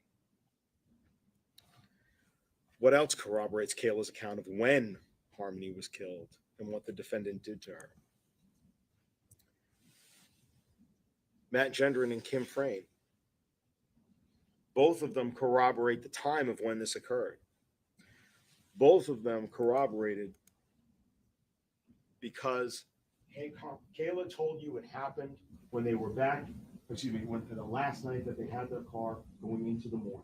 The drive from the methadone clinic to Burger King in the morning on December 7th. And after that, they move into Anthony Badero's Audi. And what do we have on that cold, dark, winter night, December 8th, 2019? Just after midnight, we've got the defendant Facebook messaging away to Matt Gendron as he told you, hey, need help, ASAP, please. Need a jump and jumper cables, ASAP. I need a jump. My car died. We've been sleeping in our car and the battery, we've been sleeping in our car and the battery just died. My car died. My car, me. And we know what car he's staying in. It's Anthony Badero's blue Audi. We know that from the tow receipt because the car went and got towed by Aaron Sweeney earlier on the 7th. Matt didn't want to go out. Kim agreed to go out, got there with a jumper pack, and when she was there, no Harmony. The two boys get in the car. Harmony doesn't get in the car. More corroboration of when this happened. Separate from Kayla's testimony, separate from the corroboration that what she says is in fact the truth. What is unreasonable to be believed? What is not corroborated? What's not corroborated is the defendant's theory that something happened in the middle of the night while he wasn't there. There has been no evidence of that. I'm going to talk about Mr. Badero for a few more minutes. The defendant proclaimed in opening that the defendant that he wasn't around that night because he was doing his business to get them out of that car. He's unemployed. He got no business. What business have we seen or heard any testimony about? He wasn't out working for Anthony Badero, making money and doing his business, because Anthony Badero showed us he's not the type of guy who's going to go ahead and hire the defendant to go out and work for him in the middle of the night. Tony Badero is not the type of guy who lets a homeless family stay in his car for more than 2 days. He was the type of guy who the family wanted to make sure didn't find out that they were living in Tony Badero's parking lot before their car broke down. And Tony Badero was definitely not the type of guy who was going to trust a homeless drug user who buys drugs from him to drive his car around at the middle of the night to help deliver drugs. Mr. Badero testified that he drove his car back then, despite not having a license. It's not reasonable for you to believe that he is going to have Adam Montgomery drive him around that night, either to deliver drugs or in exchange for drugs. In fact, remember, Mr. Badero admitted to you that when he met the defendant, it was in the late summer of 2019. When? The one time he told you that he had the defendant drive him. And what was he driving to? The courthouse on charges for Mr. Badero getting caught for driving without a license. When you go to the courthouse for charges of driving without a license, probably a good idea if you don't drive your own car. Probably a good idea to have somebody else drive you, which is what Mr. Badero testified to, that was the one time he had the defendant drive his car. And that's back in the summer, long before the family's homeless, long before December of 2019. If the defendant gets pulled over making drug deliveries in the middle of the night, as defense is suggesting you, Mr. Badero's got a lot bigger problems to worry about than driving around without a license. Employing the defendant as his driver is something that Mr. Badero denied, and as you can see from reason, is not something that Mr. Badero would have done. It's not rational. It's also not rational to believe that Mr. Badero would have entrusted the defendant to go out and deliver his drugs for him. From all of the testimony you've heard at that time, you can easily imagine that if Mr. Badero trusted the defendant to go deliver drugs for him, the drugs that got delivered were probably going to be a lot less than what Mr. Badero had promised his customers. Common sense tells you that is not true. Common sense tells you that the defendant has no place to be the night of the 6th and the 7th, except in his car with his family, with Harmony. He has no business. He has nowhere else to be. And why did Mr. Badero tell us all this? He also said that the defendant and Kayla, when he saw them, were always together. Always together. And that when he did go outside and see the kids, it was during the course of the relationship. Mr. Badero said when those days, on the out days when they were in the Audi and he went outside, he did not see Harmony. Harmony was not there on the 8th. Harmony was not there on the 9th. And Kayla, as much as got jumbled a few minutes ago in closing arguments, Kayla was clear as well. It's one of the lies that she told you was a lie that the Kayla defendant fucked doesn't want him you to believe is with a lie. with Harmony's body above She her. told you in grand Kayla jury that fucked she that lied man. and said that, oh, in grand jury, I told Anthony Badero, I know that Anthony Badero saw the kids and Harmony and waved to him every day. I said that in grand jury, and I lied in grand jury. But you just heard in closing arguments, the defendant doesn't want you to believe that that's a lie, even though she admitted that that's a lie. You want to have your cake, and you want to eat it too. That's what the defendant wants. What else is unreasonable to believe? Arguments that, well, no one would have seen him stuffing her into the duffel bag when the car was pulled over on the intersection of Webster and Elm. Nobody, that could have happened, and for nobody to have seen it, that's impossible. It's easy to manipulate 35 pounds in a rear seat of a passenger when your back is to the sidewalk and the shrubs How that can you you saw say there on that that? section It's of the road. easy to do that. The That's building with gross. very few windows in that section of the road, when it's freezing cold and everyone around you is distracted by the woman who's waving other cars to go around.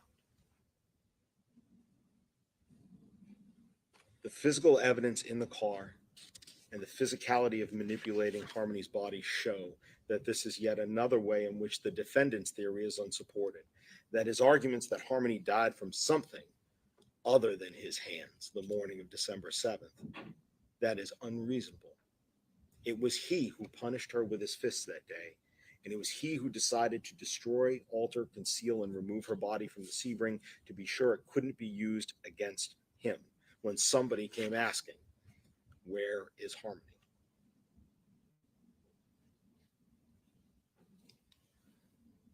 You may, when you're back in deliberations, be looking at the evidence in this case. Different pieces of evidence that are there. Photographs, diagrams, having a good understanding of where everything was, where it was found. And you may be asking yourself, why don't we have more forensic evidence here? First of all, the defendant is telling you that he falsified physical evidence. The other thing is that, as experts have told you time and time again, each one of the experts that got up here, time and elements can wear down DNA and fingerprints and blood. They were able to find DNA 100 sextillion times more likely from a female child of the defendant and Crystal Sorey on this toothbrush in the very back of the trunk. The trunk of the Audi that the defendant abandoned, of the Sebring that the defendant had abandoned. But by being so good in hiding his crimes and in intimidating the one witness, the eyewitness to him beating Harmony to death, by wiping down and hiding and destroying evidence, he was sure that there was going to be less and less of it around. And yet still, from that toothbrush, from the ceiling, the truth prevailed. sometimes evidence is not always where you expect to find it. We heard testimony about this cooler, Christina Lubin's cooler, this cooler, that the defendant kept Harmony's body. We know that Harmony was in there in a bag. We also know from Christina Lubin that she used to put money in there, and she had put money in there recently for the defendant to be able to take to help provide for the family.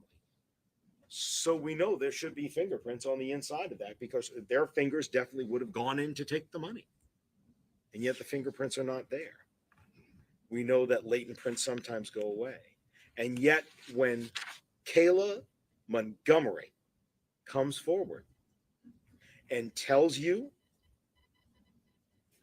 here is what I know. She finally comes forward in June. She leads everybody. She leads police to the evidence that actually corroborates, and in ways that she never could have known. She never would have known what was in the fifth ceiling. She never would have known that police would have been able to find a sample, an example from CMC of the bag that the defendant had stuffed Harmony into. She told you she initially thought with police this was the bag. She never would have known afterwards that Emily Thompson and Cameron Gibney both saw the bag in the Portland Pie cooler. She never would have known about what had happened and was found and was discussed in testimony about the Union Street bathroom, the ATM records, the Home Depot receipt, the Econo-Stay Lodge, the rental records. She never would have known that when she came forward with this.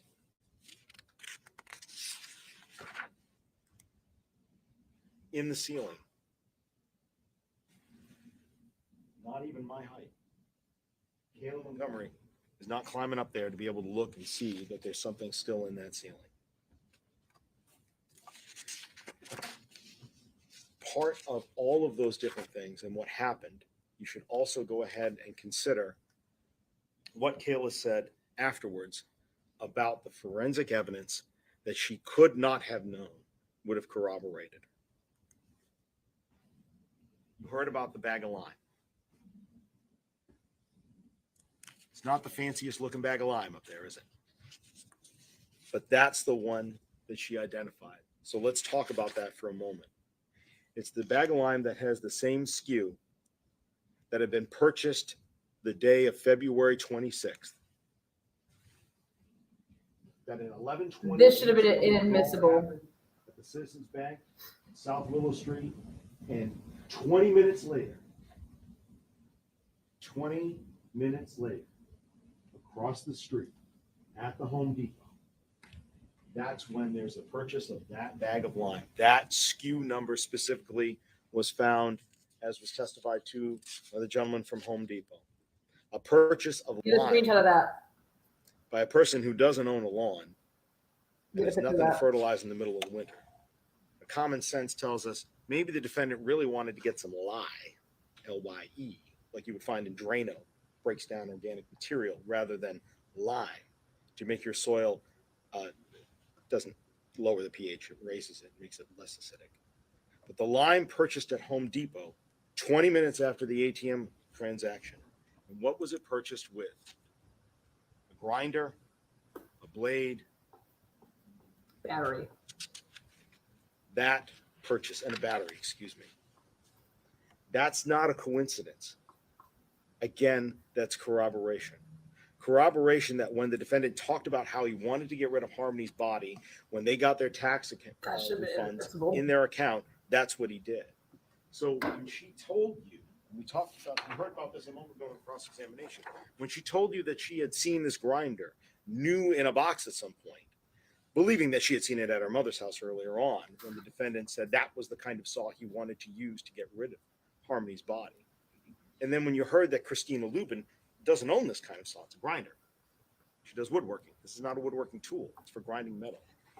You have to ask yourself, where is it that Kayla saw this grinder in the box? Where was it? Again, not the lie of a master schemer, is it? Why would she concoct that out of thin air, as the defendant's arguing? Why say that that's saw that he discussed when she knows and testified to you already that there's a corded saw in a box underneath the sink.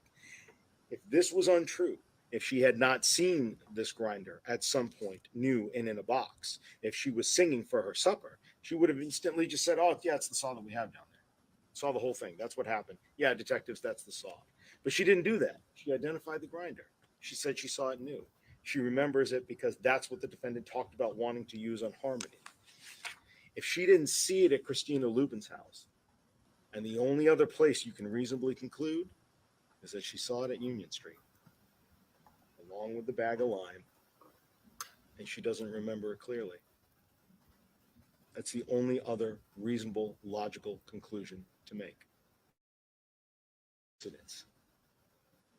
That from their account, the money gets taken out, and 20 minutes later, this happens. It's corroboration.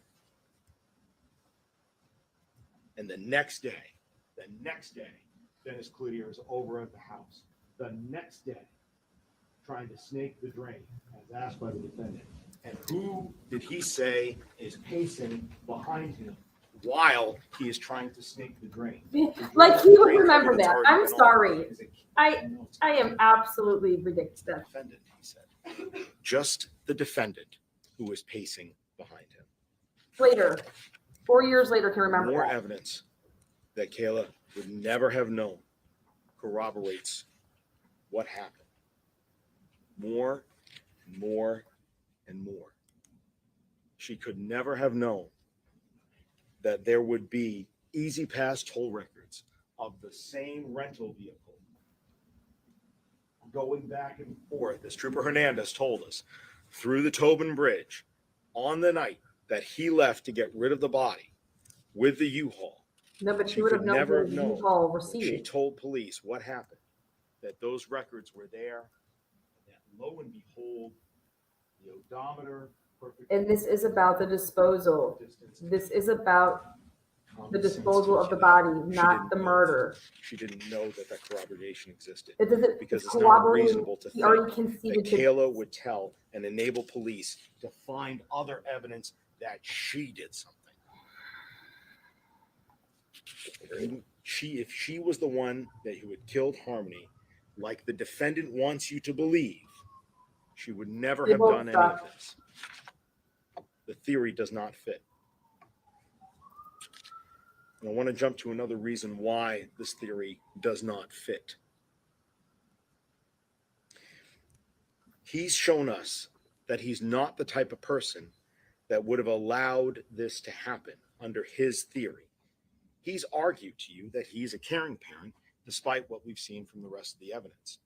But his theory is, in fact, this, that they had planned for hours what to do with the body, and that the plan was to carry her around for months and store her in different places, and then finally do something eventually whenever we get enough money for a grinder. It doesn't make sense. His theory is also that he was such a caring parent that he came home in the middle of the night from taking care of business to discover that his 5-year-old that he fought to get custody of is dead while left in Kayla's care. And he just takes it. He doesn't react. He doesn't rage. His theory is that he doesn't hit Kayla or yell or scream so others can hear, is that he just sits in the car for the rest of the day and night and takes it. Goes to the methadone clinic at 7:04 like it's nothing in the morning and takes it. That's his theory. That's not him. That's not who we've seen. That he would show indifference towards Harmony's death. That he bags, carts, stores, stuffs, frees, thaws, squishes, consolidates his child. He does all of that, then leaves Kayla for another woman, leaves her with this woman that he's arguing to now killed one of his children, leaves the other kids with her, and then takes off to Maine, goes on to live his life. So he's clearly not controlling That's her. not him. So he's not controlling her. That's not him. That's not what we've heard. He doesn't do nothing. He would not have been the passenger in this situation. He's the driver. What the defendant suggests his reaction was would not have been his reaction if Harmony just died in the middle of the night from something and he came back to find her in a duffel bag in the trunk. She didn't die from something. So How do we I know know that that can sell theory. her? That depends on you believing that he's that type of person. Drug addict does needing not. money. It is a Can fantasy. sell her. It is beyond belief. It is a bizarro world that the defendant would have you believe, in light of discovering that his offspring is dead, that he does nothing, and that it's Kayla who's always doing the something. That's not reasonable, because it's not supported by the evidence. Not with the defendant's lies to others. Not with the actions that we've seen him take towards Kayla. Not with the evidence that he left on Kayla's face and arms and back.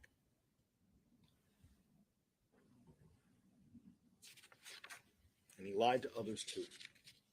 He lied to others too.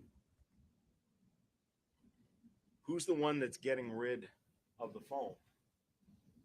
He's got his new girlfriend, Kelsey Small, to get rid of the phone. You saw from the other video there, he doesn't put himself in front of the camera. In fact, you probably saw when he first walked in, he had half a hand over his face. The video's there. You can look at it if you'd like when we go back into deliberations. He lied to the tow truck driver about his address. He had to abandon the car. It was the crime scene. He told the tow truck driver, I live at 77 Guilford Street. You know, he doesn't live at 77 Guilford Street. Told the tow truck driver, I got no phone. We know he has a phone. He used it that night to Facebook message Matt Gendron to try to get a jump for the dead car. He lies to get rid of things. He tries to continue to hide. He tells Travis Beach, don't send me this stuff on Facebook. He certainly does have a cell phone during that time. He wants to get his car away from him as fast as possible. What better way to abandon it? Just tell the tow truck driver you don't have the phone and don't worry about it. Let him get rid of the evidence, because he's telling you now that he's guilty of getting rid of evidence.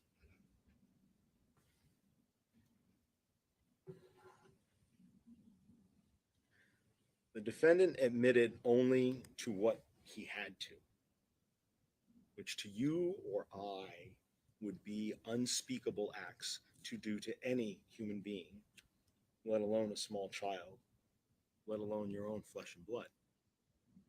He says in his arguments you should find him guilty of altering, destroying, concealing, and removing Harmony's body. And he admits this. Why? Because he thinks you're going to be fooled. His counsel questioned Kayla with the legal principle, and I'm sure you remember it. He was asking Kayla about her petty theft from Dunkin' Donuts. Well, you took some responsibility of it. You took the lesser way out of the problem, so you wouldn't get a more serious charge. That's what he thinks that you're going to let him do. He thinks if you'll let him slide on the murder, if he admits to what happened afterwards, because he knows the evidence of that is overwhelming, that you'll let it go on the other two. And he admits what he can't deny. He denies what he can't afford to admit. And the only part of Harmony that we have left will be sitting in that deliberation room with you on that pink toothbrush and outside here in this part of the ceiling wall that's there. And the other parts of her body, her rest of her torso, her face, her eyes, that smile, only the defendant, as we all sit and stand here today, knows where they are. And he can't afford to admit to you that he knows where they are, because the evidence contained on them will show that he caused her death. So she won't get the burial that everyone deserves. She doesn't get a headstone in the ground above the head that he battered. She doesn't get to be at peace in death because of what he did, because he can't afford to tell anyone where she is. She doesn't get dignity. She doesn't get peace because this man did nothing. He didn't do nothing. He did something called murder. And because he says trying to find her is a waste of time, that trying to find her is a waste of taxpayer money, that's what he thinks of her. That's what he thinks of what he did. That's what he thinks of you now. Efforts to find where he put her and what he did to her and why he killed her, they're a waste of time to him. His words, you heard them. To find the child that he murdered and the evidence that he hid. He believes Harmony's life and death are a waste of time and that they weren't anything to him. And that he dumped her like trash. This is what you've seen in the evidence. This is what you've heard the defendant say when you consider whether he has an extreme indifference to the value of Harmony's life when he killed her. He had no value for her life when he killed her. He took an innocent life, a child, for no reason other than his rage and his indifference and his ignorance and his lack of humanity. Because this trial is about Harmony Montgomery. And you sat here and you were so attentive to every moment, every terrible fact. You watched the eyes and the voices of every witness, and you know it's not about quantity, it's about quality. How they testified, how they looked at you when they answered questions on cross and direct. That was not a waste of time. Only Harmony's killer would say that finding her is a waste of time. That's bearing witness is what you have done to the truth.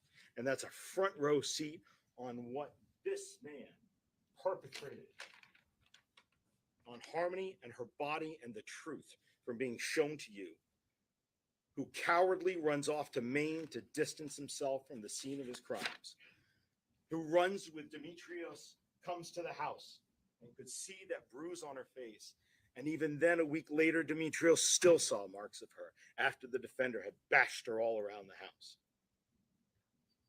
The man who complains about tracking down leads in Arizona as a waste of effort to prove something. Yes, that's what people do. That's what this community, this state, this nation, this society do. We go to find and protect life. Every one of us, whether you wear a badge or you don't, you seek to protect children, to put the next generation above your own. That's what a father does. That's not what the defendant wanted, because he is not Harmony's father. He has forfeited that right to even claim that title or call himself her father. She was never a daughter to him. Not in July, not in December, not in that phone call, not from the moment of her death continuing up through this very day when he knows where she is. He killed somebody he didn't see as a daughter. He never saw her as a blessing. He beat down something he saw as a nuisance, that he saw as an inconvenience. His behavior to the bathroom accidents shows you that in that moment, when he killed her, she wasn't a person.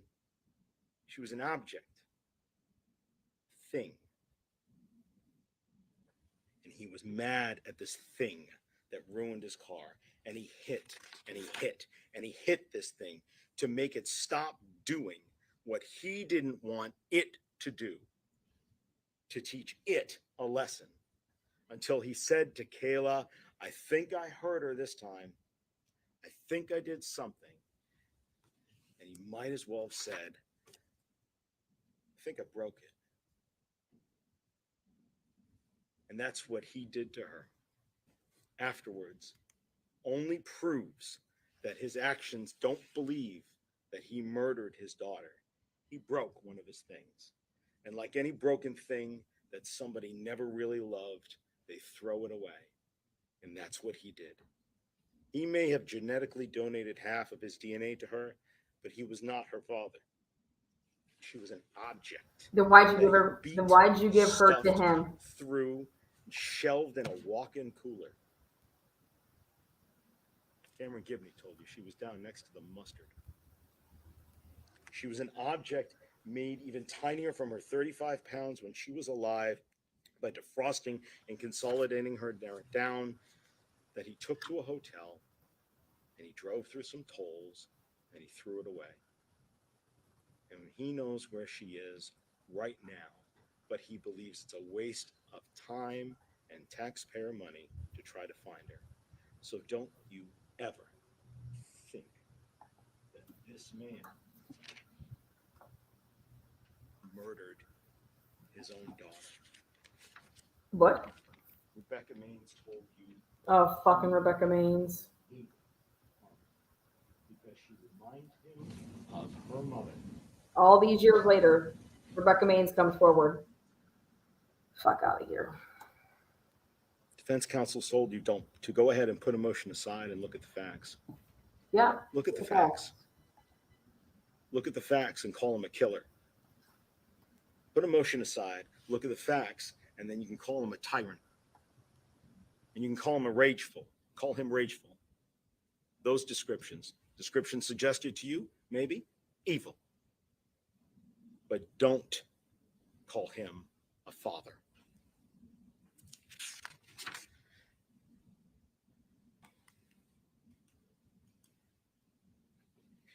It's time now for you to hear the court's final instructions, to then go back into that room and deliberate all the evidence that you've seen, and to hold the defendant responsible for everything he did in July of 2019, in December of 2019, and afterwards. You promised both parties in the court during jury selection that when proof had been shown beyond a reasonable doubt of all of the elements of the crimes, that you could and would hold the defendant responsible. And now, not all doubt, but all reasonable doubt. And that proof has been shown. You promised us during jury selection that you did that, and you would do that, and you saw Kayla testify. From that alone, you've got sufficient evidence to convict him of every charge, but you don't have to take her word for it, because we've just talked about and you've seen for 2 weeks all of the evidence that corroborates. It and gives you what you corroborates need all of to the find him guilty conceded on each and every single one of these conceded charges. We charges. saw in this courtroom that Kayla is not lying about who hit Harmony. And there is no doubt about how Harmony was hurt in July, You're telling me nobody killed her in confided? December, Kayla what never was done to confided her in body, anybody? and who did it, They came forward and who said, falsified Kayla physical told me this. evidence, and that how Adam the had killed defendant her. kept Kayla quiet. He's guilty of second-degree murder for recklessly causing Harmony's death with extreme indifference to the value of life, because you've seen beyond even that standard. He had complete indifference to the value of your life. Kayla did nothing. He did a lot of things. He did something, he said. It's called murder. It's called assault. And he's guilty of every single one of those charges in front of you. And so I ask you to hold him responsible for that truth in what you've seen in the facts, what you've seen, what you've tested, and what you've heard has been proven. Find him accountable and find him guilty on every single one of these charges. And I thank you so much for your time today.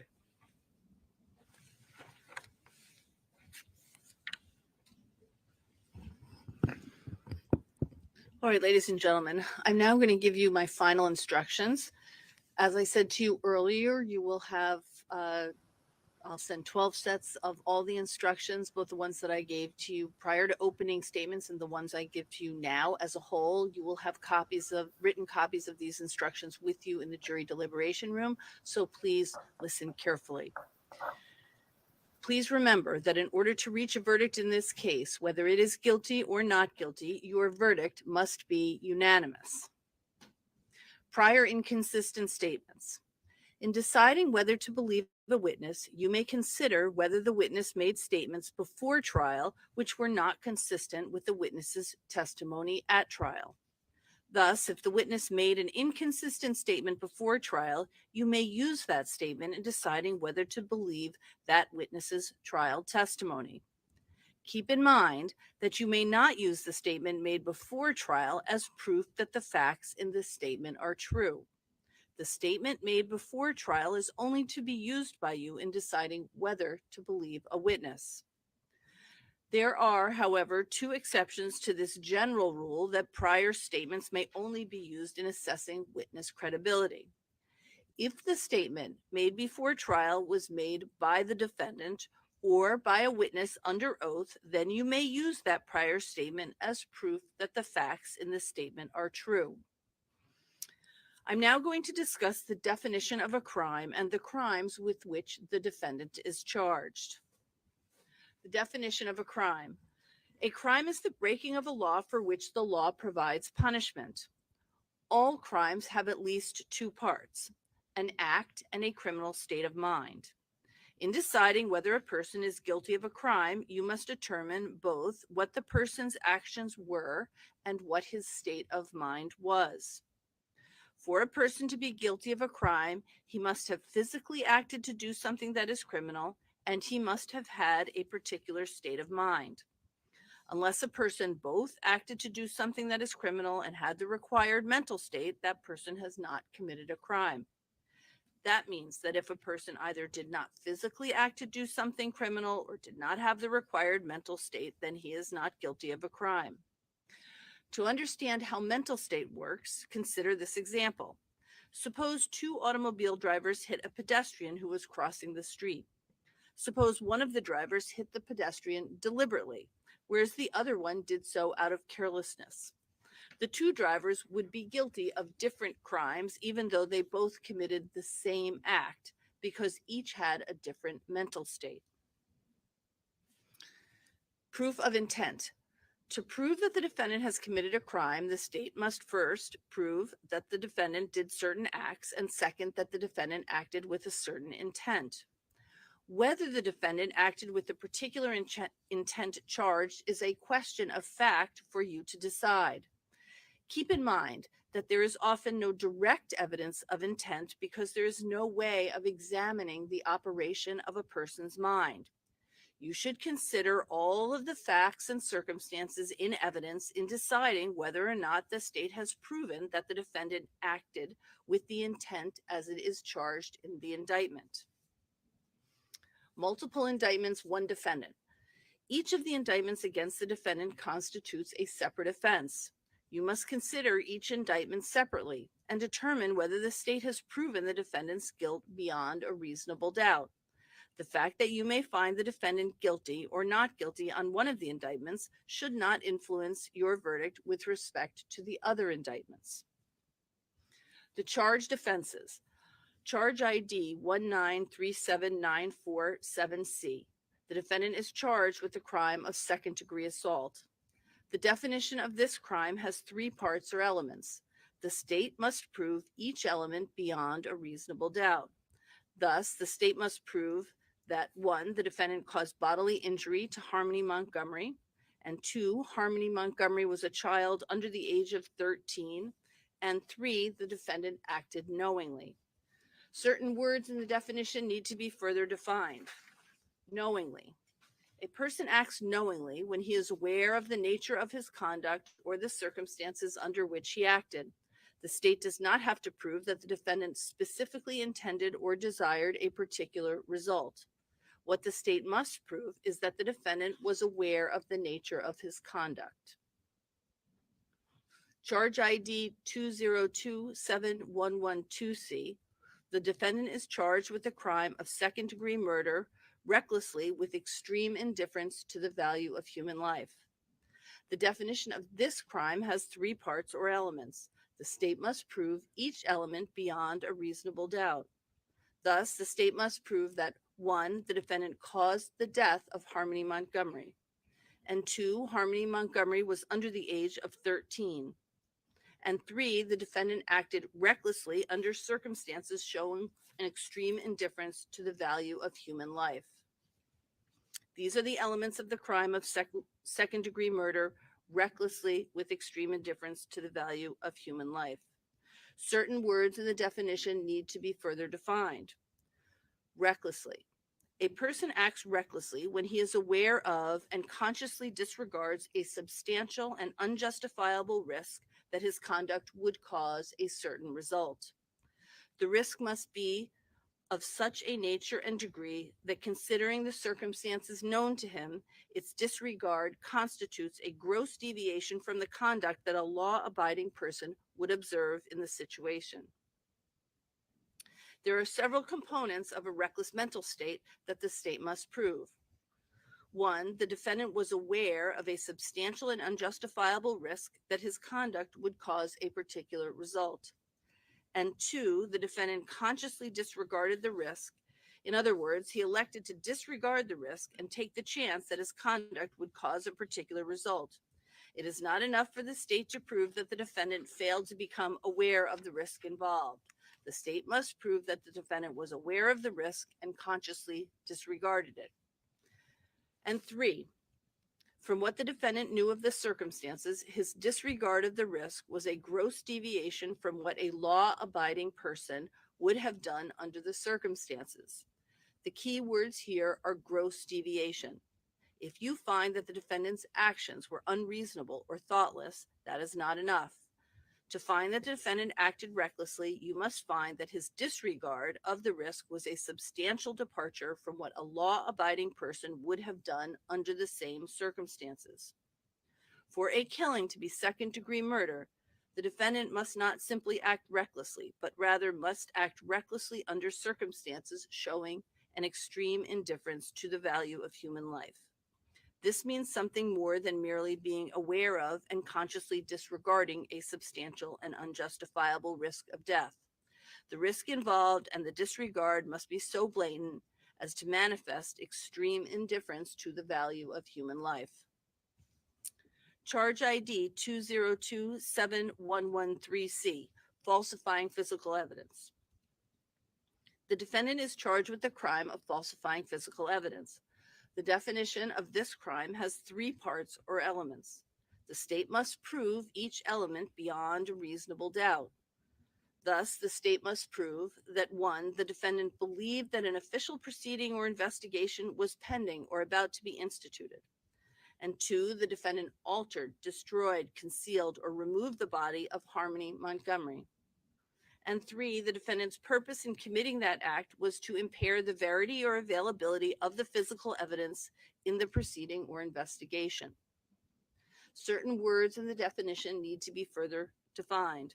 Official proceeding means any proceeding before a legislative, judicial, administrative, or other governmental body or official authorized by law to take evidence under oath or affirmation, including a notary or other person taking evidence in connection with any such proceeding. The term purposely. A person acts purposely when his conscious object is to engage in certain conduct. The state must prove that the defendant had the conscious object to engage in this conduct.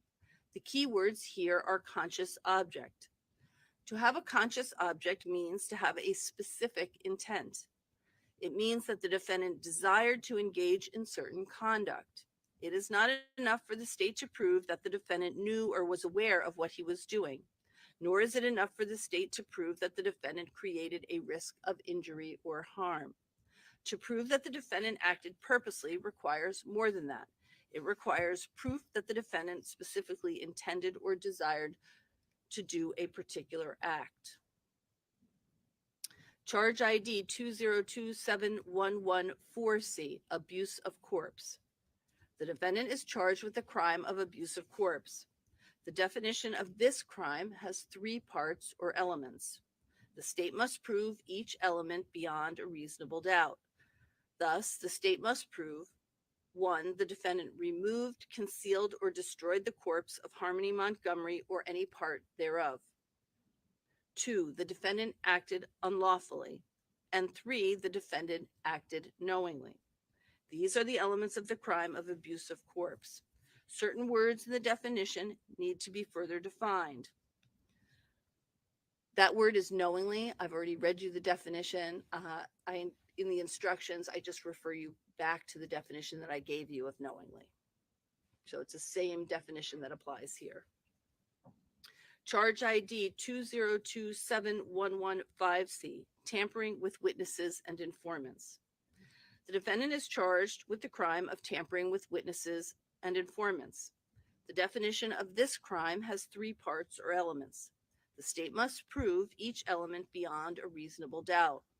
Thus, the state must prove that the defendant believed that an official investigation was pending or was about to be instituted. And 2, the defendant attempted to induce or otherwise cause Kayla Montgomery to testify or inform falsely. And 3, the defendant acted purposely. The definition of purposely for purposes of this charge is the same as the definition of purposely that I have already read to you. I won't read it again, but you'll note that that definition is above. It is the same definition that applies to this charge. Those are the crimes that are pending against the defendant and are before you. The defendant's absence at trial. The defendant has been absent from trial.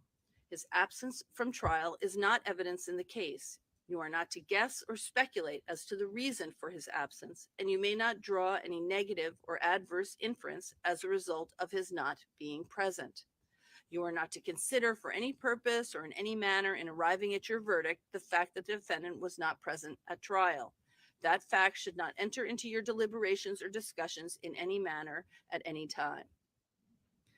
In conclusion, ladies and gentlemen, let me say that this case is important to both of the parties, the state and the defendant. The principles of law that I have given to you are intended to guide you in reaching a fair result. You are to exercise your judgment and common sense with honesty, understanding, and due deliberation. As I said before, you should decide this case without passion, without prejudice, and without sympathy. It is your highest duty as officers of this court to conscientiously determine a fair and just result in this case. Now, again, as you were instructed during the general selection process, there is a presumption of innocence that applies and continues throughout the trial until the state convinces you beyond a reasonable doubt that the defendant is guilty of each and every element of the offenses with which he has been charged. And the defendant has no obligation whatsoever to prove his innocence in this matter, and that includes the right not to testify if he so chooses. When you have considered and weighed all of the evidence, you must make one of the following findings with respect to the charges before you. If you have a reasonable doubt as to whether the state has proved any one or more of the elements of the offense charged, you must find the defendant not guilty. On the other hand, if you find that the state has proved all of the elements of the offense charged beyond a reasonable doubt, then you should find the defendant guilty. And I remind you that a reasonable doubt is just what the words would ordinarily imply. The use of the word reasonable means simply that the doubt must be reasonable rather than unreasonable. It must be a doubt based upon reason. It is not a frivolous or fanciful doubt, nor is it one that can easily be explained away. Rather, it is a doubt based upon reason as remains after consideration of all of the evidence that the state has offered against it. As I mentioned, we will select a foreperson at random at the end of these instructions. The foreperson acts much like the chair of a committee. He or she should make sure that you take up the issues that I have described and should make sure that each juror has a full opportunity to present his or her opinions and arguments. I suggest that deliberations involve several components. You should each think for yourself about the evidence and the law. You should speak up and let your fellow jurors know your opinions, views, and positions. You should listen carefully and keep an open mind as to what your fellow jurors have to say. And you should make every reasonable effort to reach a unanimous agreement. The verdict that you reach must be a unanimous verdict and represent the considered judgment of each juror. In order to return a verdict, all 12 of you must agree on your verdict. As you deliberate, try your best to work out your differences. Do not hesitate to change your mind if you are convinced that the other jurors are right and that your original position was wrong. But do not change your mind just because other jurors see things differently or just to get the case over with. In the end, your vote must be exactly that, your own vote. It is important for you to reach unanimous agreement, but only if you can do so honestly and in good conscience.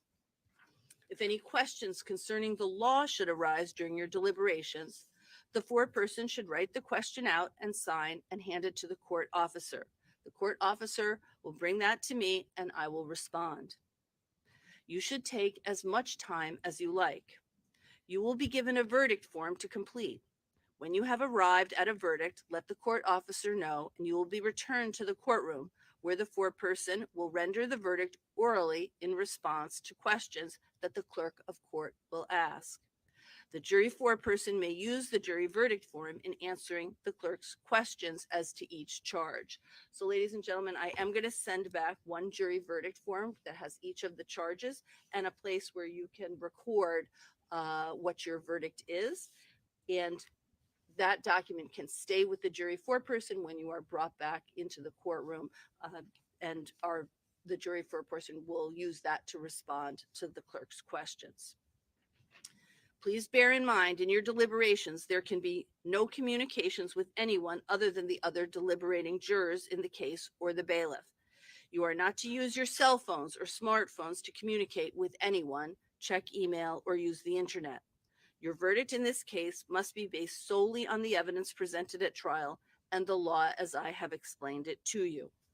We will now select the alternates and the jury foreperson.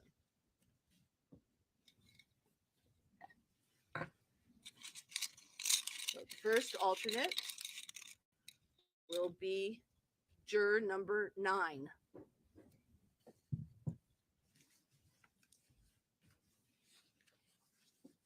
Sorry. So juror number 9 will be our first alternate. Second alternate, juror number 4. The third alternate, juror number 5. Fourth alternate, They went with 16. juror number 1. Okay. So now they got down. Finally, Oh, they went the 17? alternate will be juror number 15. Okay. So they had 1 through 17. They all had to listen to it. Ladies and Now, gentlemen, I'm now going to pick the jury foreperson. Juror number 2. number Are you willing 2. to serve as the foreperson? Yes? Okay, very good. All right. So they're down Let me to just their say 12. the alternates, those of you who are selected as alternates, will be taken to a separate location. You are not to discuss the case. You are not to read anything about the case. You are not to look at any media, do any research. All the same rules that applied before still apply to you now. There are times when we do need to use one or more alternates for purposes of deliberations. So it is critically important that you're not discussing the case with each other or with anybody else. You're not to do any independent research. Don't look anybody up. You are under sort of the same obligations as you were before. In the event that we need to use you for purposes of deliberations, we need to make sure that you haven't discussed the case with anybody or done any independent research. Let me say for the deliberating jurors, we're going to send you back into the deliberation room. You may begin your deliberations whenever you are ready. The exhibits, I explained to you before that the exhibits will go back into the deliberation room. So of just a few, we are not going to send back. We are not going to send back. Was one body worn camera video. If you wish to see that body worn camera video, what we would do is let the court officer know. We would bring you back in and we could show it to you at that time. We're also not going to send back some of the larger, the sheetrock, the rails, and the cooler. Okay. But if you are interested in seeing any of those exhibits, please just let the court officer know and we'll bring you back into the courtroom and you'll be able to view those exhibits if you wish to do so. So the sheetrock, the rails, the cooler are not going to go back into the What is deliberation up, room. Defense Diary? The body worn camera that you viewed while you were here, that's also not going to go back. But if you wish to view any of those things, please just let the court officer know. We'll bring you back in and we'll do it at that time. All right, ladies and gentlemen, I think we have accomplished everything out here that we need to accomplish. You've been very, very attentive. I very much appreciate that. I'm now going to let the court officers take the alternates to their location and the jury to the deliberating jurors to the deliberation room. All rise for the jurors, please.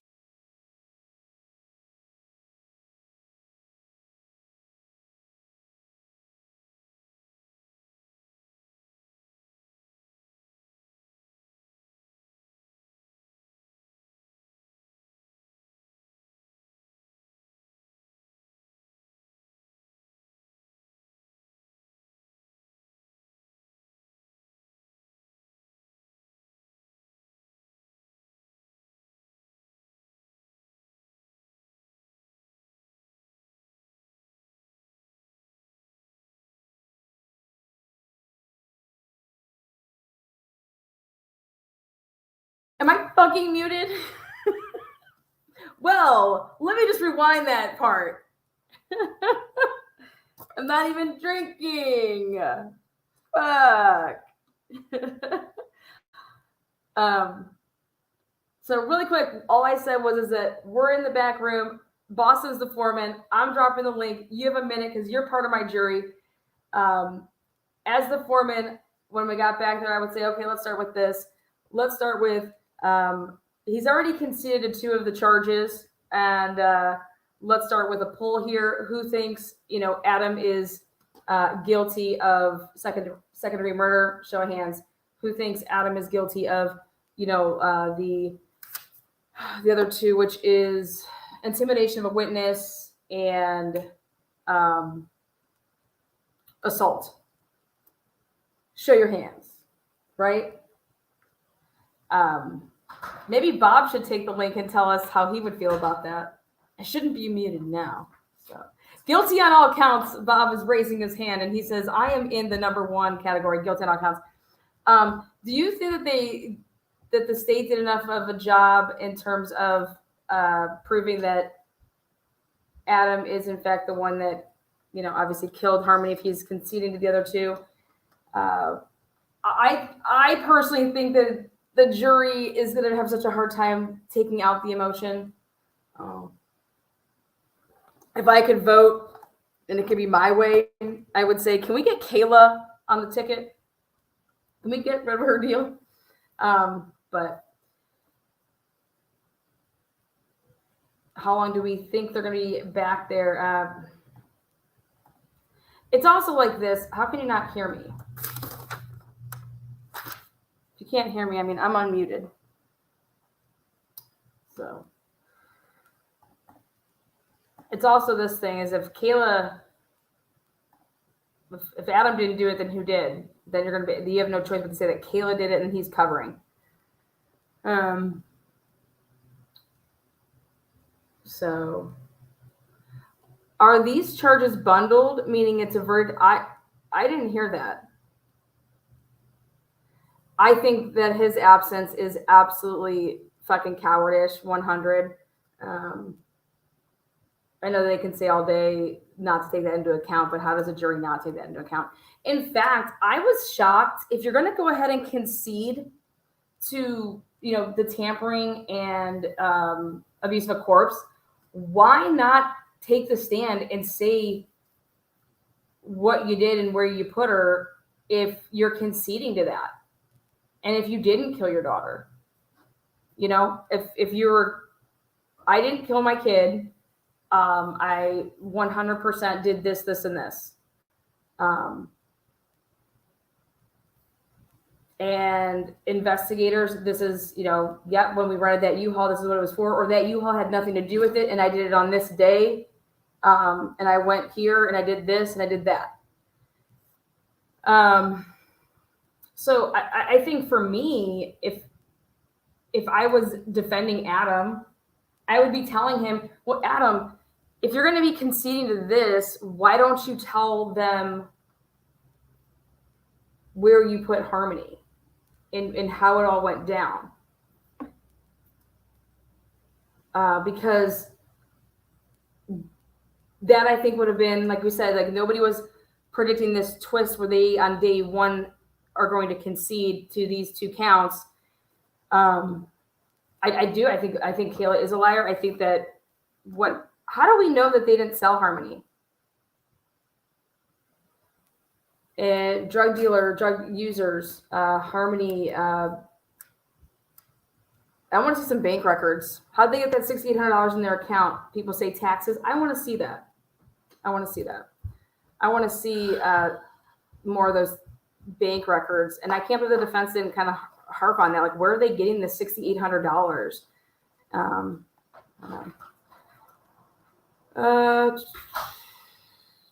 But I just think that if you're going to say all that and concede, then why aren't you taking the stand and humanizing yourself? If you, in fact, didn't, kill your daughter, and then the state's saying this is why. If he says where his daughter is and we find her remains and then we're able to tell that this is how then she passed, okay? it would then and could implicate him with what then Kayla is saying, right? I think I went through was here every day with you guys. This is not a case that I would ever usually cover. It's hard to cover cases like this for me.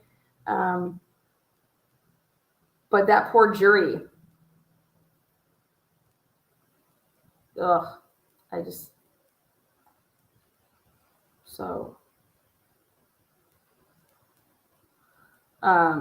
proof is in her DNA and the blood and the fluids. Yeah, the proof is that her DNA, her blood and fluids, being in the places that they say that doesn't prove who did anything though.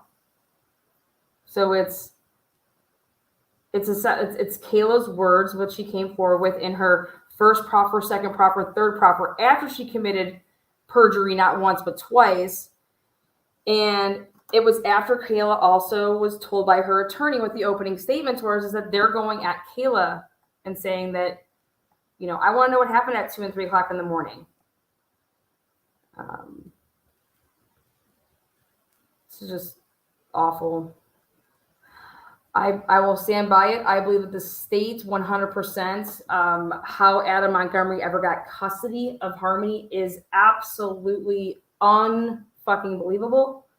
And if they find Adam Montgomery guilty here, is that in a sense, does the state get off on their involvement in this?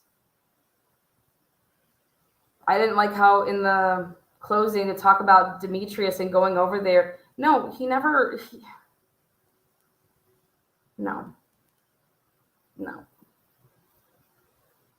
You had people calling saying that she was like bruised black eyes, and they laid off on questioning him. I would have hounded him. He played the game better in courtroom.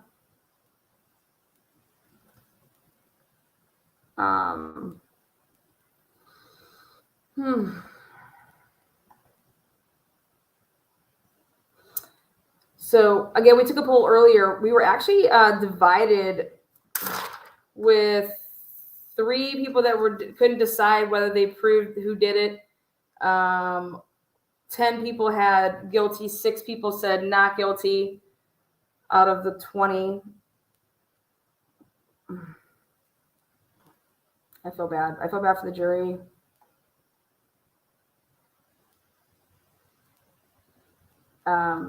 Actually, what ended up happening in this is they never had a home visit. They never did like the crossing of the line with the states, and they were supposed to have a home visit. They were supposed to be interviewed with anybody that was in that house. None of that stuff happened. It was the judge that said that Adam didn't have to do any of that because it violated his constitutional rights. So I think that judge, but there was no fight by anybody they were agreeing that more or less Harmony should be with Adam. I mean, Adam was in prison in 2014 while Harmony's being born because he shot somebody in the face. I mean, what the fuck? This isn't just a drug user. This is a violent criminal who uses drugs and abuses drugs.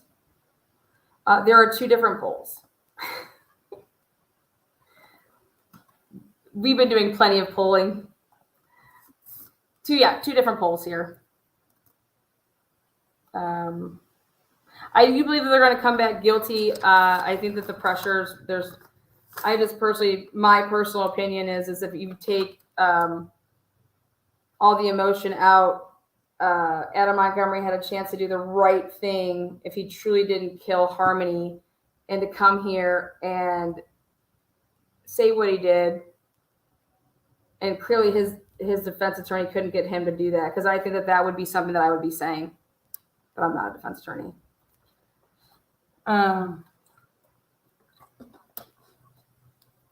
You're going to concede to this. Come in here, say what happened then. Because if you didn't kill her, there's only one other person that could have, who would be Kayla. And I still don't understand why we watched. That's what I would say back there. But guys, you know why we watched that Walmart video for 35 minutes? Where is Adam's jacket? I want to know where Adam's jacket is. Why does somebody go into Walmart, take off their jacket, and come out without a jacket, living in a car? Very wild. Very wild.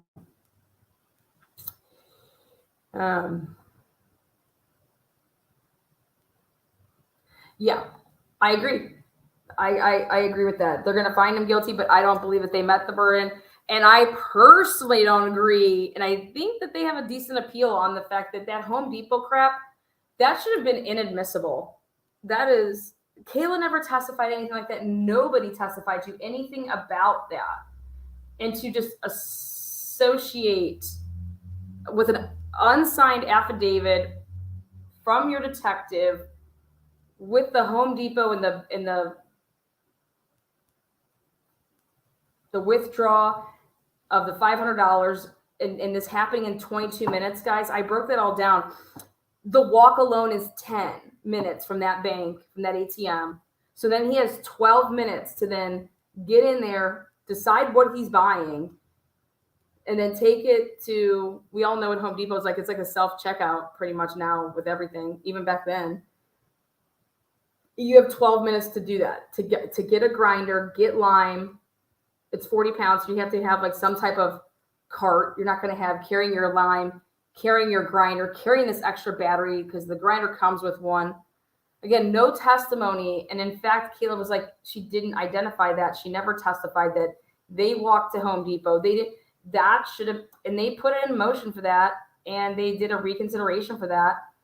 I just think that if I was the judge, I'm nervous of that coming back in an appeal. Why is there an unsigned affidavit? I mean, that's not only was it not signed, that means it wasn't notarized or anything. I just, that's wild to me. I think in order to get, obviously, Adam, you have to have Kayla, so you're giving her these deals. Something that has always bothered me was the fact that her mom never testified at the grand jury ever to ever seeing Harmony. I don't know if she was ever asked that question back with the grand jury, but it wasn't until this trial that she says that she had seen Harmony, and that was the day after Thanksgiving. But that never came up in any of her testimony with the grand jury. They had to ask her that. And I believe that had to be implemented because of the whole when did this happen?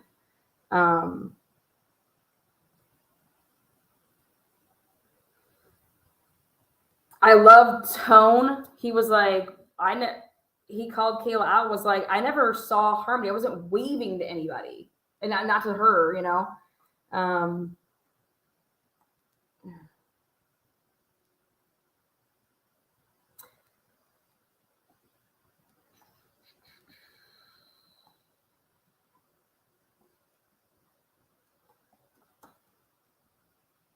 I find it very odd that the guy, when he came over, Dennis, the maintenance man. Oh wait, he looks like Bob. He's the caveman of Bob. I should show you that picture, Bob. You can tell me what you think. I found your caveman double for those State Farm Insurance commercials that you'll do one day. Legit, found your stunt double for the caveman insurance, and it's our guy Dennis here. You know, he testified that he was there, and the kids were on the couch, but other people were saying that there was boxes and stuff around. Dennis didn't talk about that. Also, Dennis didn't mention seeing any tools, nor did anybody fucking ask him about goddamn tools. Why? I don't understand why they wouldn't be asked. I would have never had Jamie Brooks, the guy, defense attorney, questioning Rebecca Maines and getting into it like that.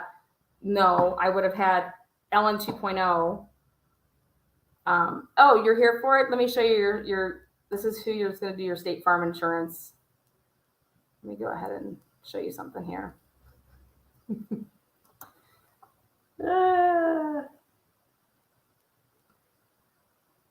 Okay, let me add it here. Oh, wait, not that way. We'll see how close it is, see if we nailed it. Oh, there he is. Okay. You decide, Bob. We'll let you decide if this is going to play your stunt double.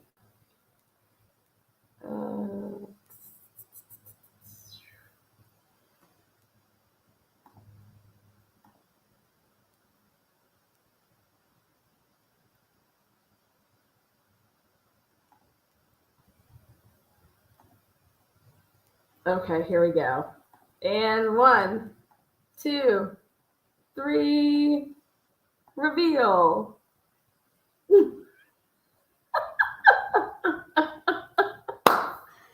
Boom! There he is. Come on. There is State Farm. Isn't it State Farm, the caveman? Wasn't that their old thing? Come on. This is caveman Bob Mata on the helm right there. Look at the glasses up there. In the hoodie.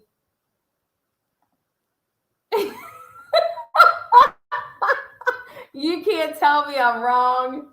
You can tell me a lot of things, but here, actually, I don't know, maybe you're in a really important meeting. Oh, of course you're better looking than that, but tell me. I was like, oh my God, it looks like Bob Mata's caveman stunt double of a State Farm insurance commercial. I hope I'm better looking than that, too. Well, God, I hope so, but he is one handy man.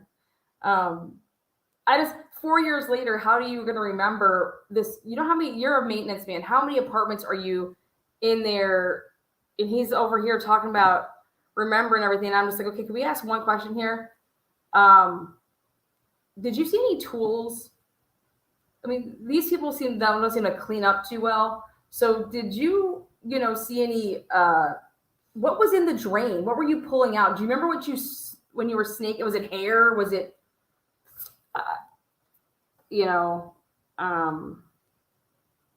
and maybe the defense didn't want to ask certain questions because they were nervous of what he was going to say. Maybe he's going to say, but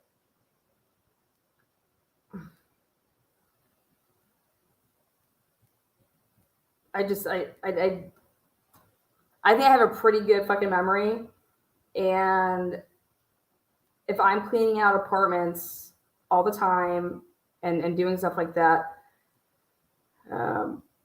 because so much time had passed, so you're not thinking about that. It's nothing that happened right away. So to come back and ask him, hey, do you recall going there and providing this apartment with a snake for their tub and a lever fix or whatever? And actually, he was explaining that there wasn't this plated lever and that he actually had to put one in because there wasn't one. Now, does that mean that there wasn't one because it was missing? But anyways, I just,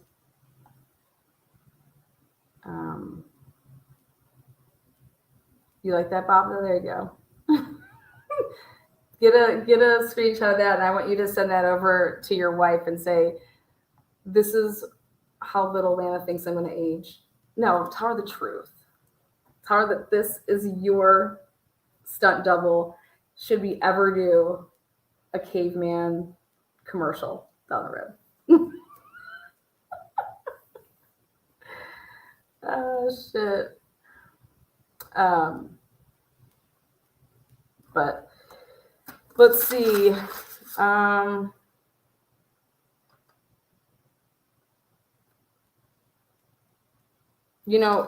There was no talks at all about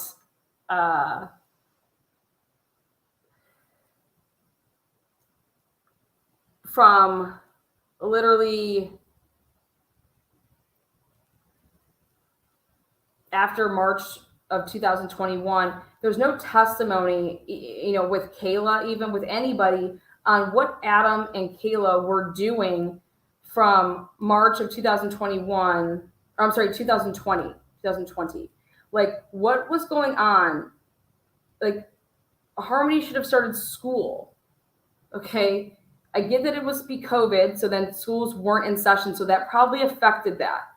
I know that my son couldn't go to school for his final year of preschool because they stopped school March, 17th, 15th, 13th, right around that area for the remainder of 2020. And then when you went to kick off to go from 2020, fall, you couldn't, they weren't having people enrolling because they didn't have that preschool going on. So then he didn't have the beginning or the end of 2020, and then 2021 would be like the winter, the fall, the spring. And then boom, kindergarten in the spring of 2000 or in the fall of 2021. So that would have affected people being able to track what was Harmony in school. I have to write a pod episode. Well, you need to get to it then, because I'm sure people are waiting. We'll catch up soon, though. We got to talk about some Delphi. Actually, I want to have you talk about Karen motherfucking Reed case, because I put together one of the most extensive timelines in that case with John O'Keefe's cell phone. So, and actually I supplied it on over to the defense. Big fan of Alan Jackson's work.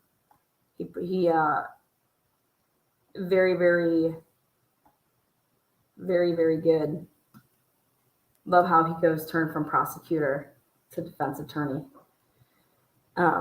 So yeah, I will be in touch, but that case is coming up with the trial, and I'll be in that area. I'm going to actually physically be there, and then I'll be here as well.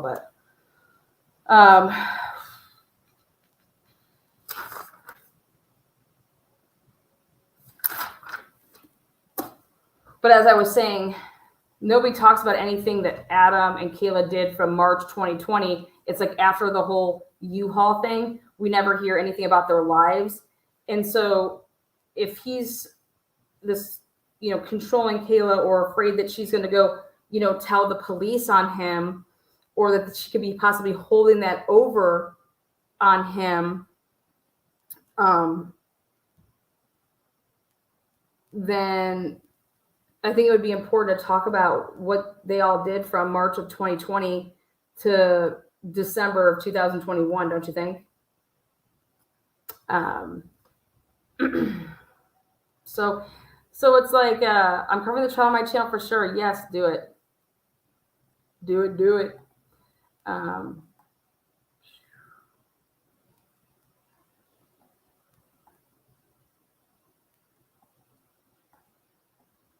Let me know if you're tag team in that case with anyone. Because what I've noticed with covering the cases is if you can have either boots on the ground, but also being able to have somebody work the behind the scenes and to show things that are happening that you would only get in trial versus when they're streaming it and they're possibly doing sidebars and muting that out and stuff like that. So I noticed that if you're able to tag team certain things with cases, you can bring it way more. And that's what I like the extra stuff, the stuff that I guess people don't like to put the time into, but it makes a difference when you're explaining to your audience. So,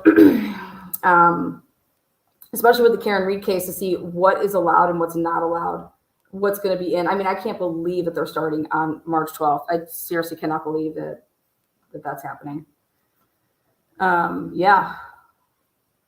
Let's do it. Let's do it. Good. Yeah. As far as how long I think they're going to be deliberating on this case, I don't see justice happening for Harmony in this courtroom. I'm hopeful that justice for Harmony comes in other forms, which is that her situation can potentially save the lives of other kids. And that's pretty much why I wanted to cover this case to begin with, is that nothing's going to bring back Harmony. I hope that she could be a guardian angel over her siblings and other people. But if this case and her memory can be used and so it doesn't happen, or very few and far between, that's where I would think that that's where Harmony's going to get her justice, is that she will live on with her memory, and maybe a bill can happen, or a law can pass, the Harmony bill, Harmony law. That's what I would be hoping out of this, because there are no. And I know Kayla got a great deal. What is she going to do with her second chance? No idea. I do believe in second chances. I do.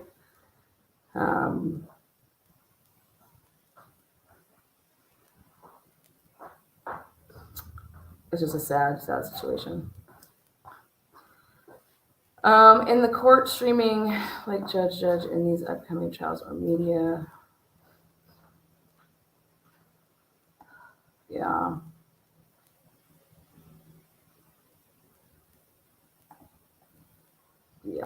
Yep.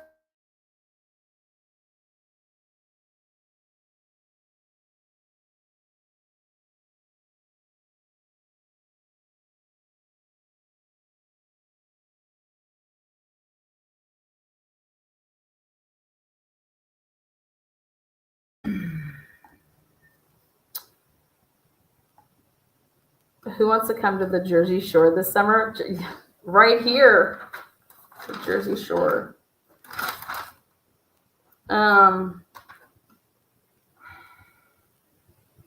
If I was in the deliberating room, I would tell you guys that I don't believe,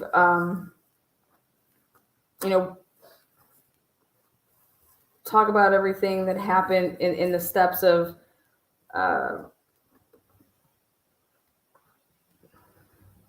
what Kayla said in terms of in the car, at the stoplights, where kids were situated, that she never turned back to look around. I mean, how can you feed a kid like that, even the two, younger ones? So I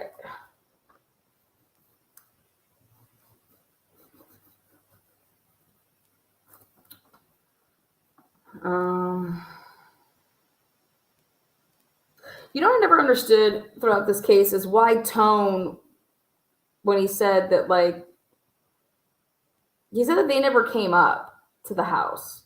And Kayla's saying that she was up at the house. And then he's talking about, well, during the time they were around, I didn't sell them any drugs. And that he knows that for sure. And it's like, how do you know that for sure? Like, what sticks out to him that he's saying that?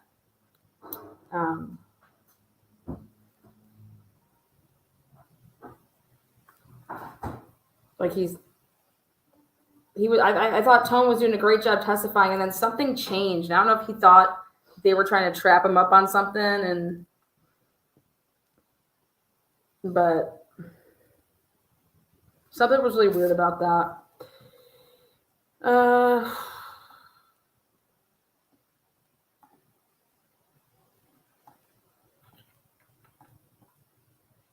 And so does it make any sense to me about all of this U-Haul? Why would you need a U-Haul? I can tell you this, U-Hauls are cheap. So versus renting a car, to rent a car, you have to have a lot of things. First of all, you need a credit card to rent a car. Otherwise, they hold a significant amount of money on your debit card, like ridiculous. So actually renting a U-Haul, when I've done the logic of all of this, is significantly cheap to just go and rent a U-Haul for $32 and have it back within the 24 hours, time frame. That's super, super cheap compared to renting a car, and needing, like I said, like a credit card. So think about that. That's something that I would bring to the table if I was, but no, there was no questions about that. Travis Beach was asked, okay, how about this? Have you ever rented a U-Haul before? And Adam didn't say, he just said he needed to move some stuff. Did you see him move anything? Did you help him move anything?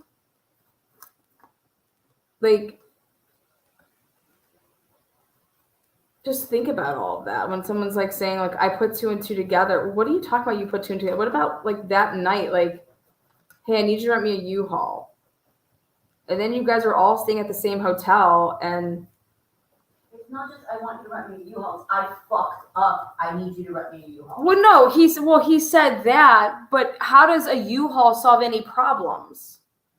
Well, I fucked up. I need you to rent me a U-Haul. You pretty much know what that means. Wait, what? I would think you would pretty much know what that means unless you're just a total like. I fucked up and I need to rent a U-Haul. Mean that means what? I don't think that he would have said I don't want to know. I think that he knew what that meant. But you think that Travis Beach knew that I fucked up? I need you to rent me a He U-Haul. said that's his best friend. You're not gonna ask your best friend what that means. How'd you fuck up? I think it's hilarious when people are saying that Rebecca Maine said that he was Adam's best friend. He met Adam. He said that he knew him when he was 17.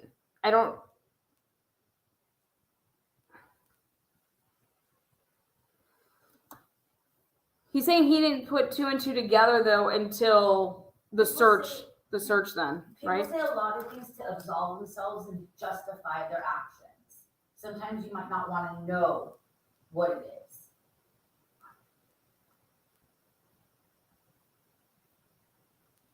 Okay, so then let me ask you this. Why wasn't it Travis Beach coming forward? Okay. If he put two and two together, then when Harmony went missing and it was known all throughout the country, okay, why wouldn't Travis Beach come forward and say in 2021, in December, January of 2022, why wouldn't he come forward and say, hey, I have some information? Yeah, you gotta ask him that, right? That's pretty scummy. Well, In my that never opinion. was asked. In my opinion only. That was never asked. And Well, when did he say he put two and two together? when Harmony went missing. So why And so didn't if you he actually, come like, forward if- then? That's like the question. you That's wanna what I ask, just right? said. That's what I'm saying. So what I'm saying is people their feelings all of the time. And I don't believe when Travis Beach says like that's when it came together in his head. No, I think that he knows the type of person Adam is, in my opinion only, and he knows what he's capable of. And no one cared enough about Harmony. He Nobody didn't, but did. he didn't even know that he had custody of Harmony because he was never in Harmony's presence. Did you know that? That's what he testified to. He only knew of the two little boys. The thing the state had to overcome is the fact that a bunch of their witnesses are liars and drug addicts, and their credibility could be shaky. And hopefully they were able to overcome that. And I think that that guy, the prosecutor, did a really good job in his closing. I give him a lot of kudos for how passionate he was, and that's what I like to see with litigators. I want to see Absolutely, passion. And I think he absolutely. did an amazing job. And he had to overcome Kayla and all her lies and the reasons she has for not wanting to come forward. I think he did a really good job. I think he put on a really good closing statement. Did you like the part where he opens it where he says, "I fucked up"? Oh hell yeah! Because But he those said, are those quote me right. those He are the said- Travis. Those are Travis's words of Adam, right? Yes. Okay. Yes. But what I like is that he said, if you're going to quote somebody, quote them right. And then he went on to say that. And I think it was pretty powerful. On Elaine Point Two's closing, her closing, when saying I can't get up, and she's, and that's true, she can't get up, but I like his way that he combated that. I think it's genius. And that's why litigators are creative. Yeah, he thought of that on his toes too because he didn't know what she was going to say, right? He only had an hour to come up with that beginning part when he wants to say, well, when we're little kids, we're taught to take turns. Yeah, and I it's important to be able to pivot as Yes, that's a trial attorney. absolutely. It is He only had an insanely hour. That's what I'm trying to say. Like he sat there And and took notes. Yeah, but as far as just saying that. But that doesn't change the fact of when we're talking about Travis Beach here, there was somebody that called in the tip line and made an anonymous tip and talked about this Bobby Johnson guy, talked about Travis Beach, and talked about Janie. And curious to see who the tip person was that made this known in January of 2022, as my records say. Do you think that he got the $7,000? No, I think that's a slap in the face that there was only a $7,000 reward. I think that's fucking disgusting. $7,000. It got all the way up to $40,000 At some point. at some point. Yeah, we don't even know who she is. They never called her to the stand.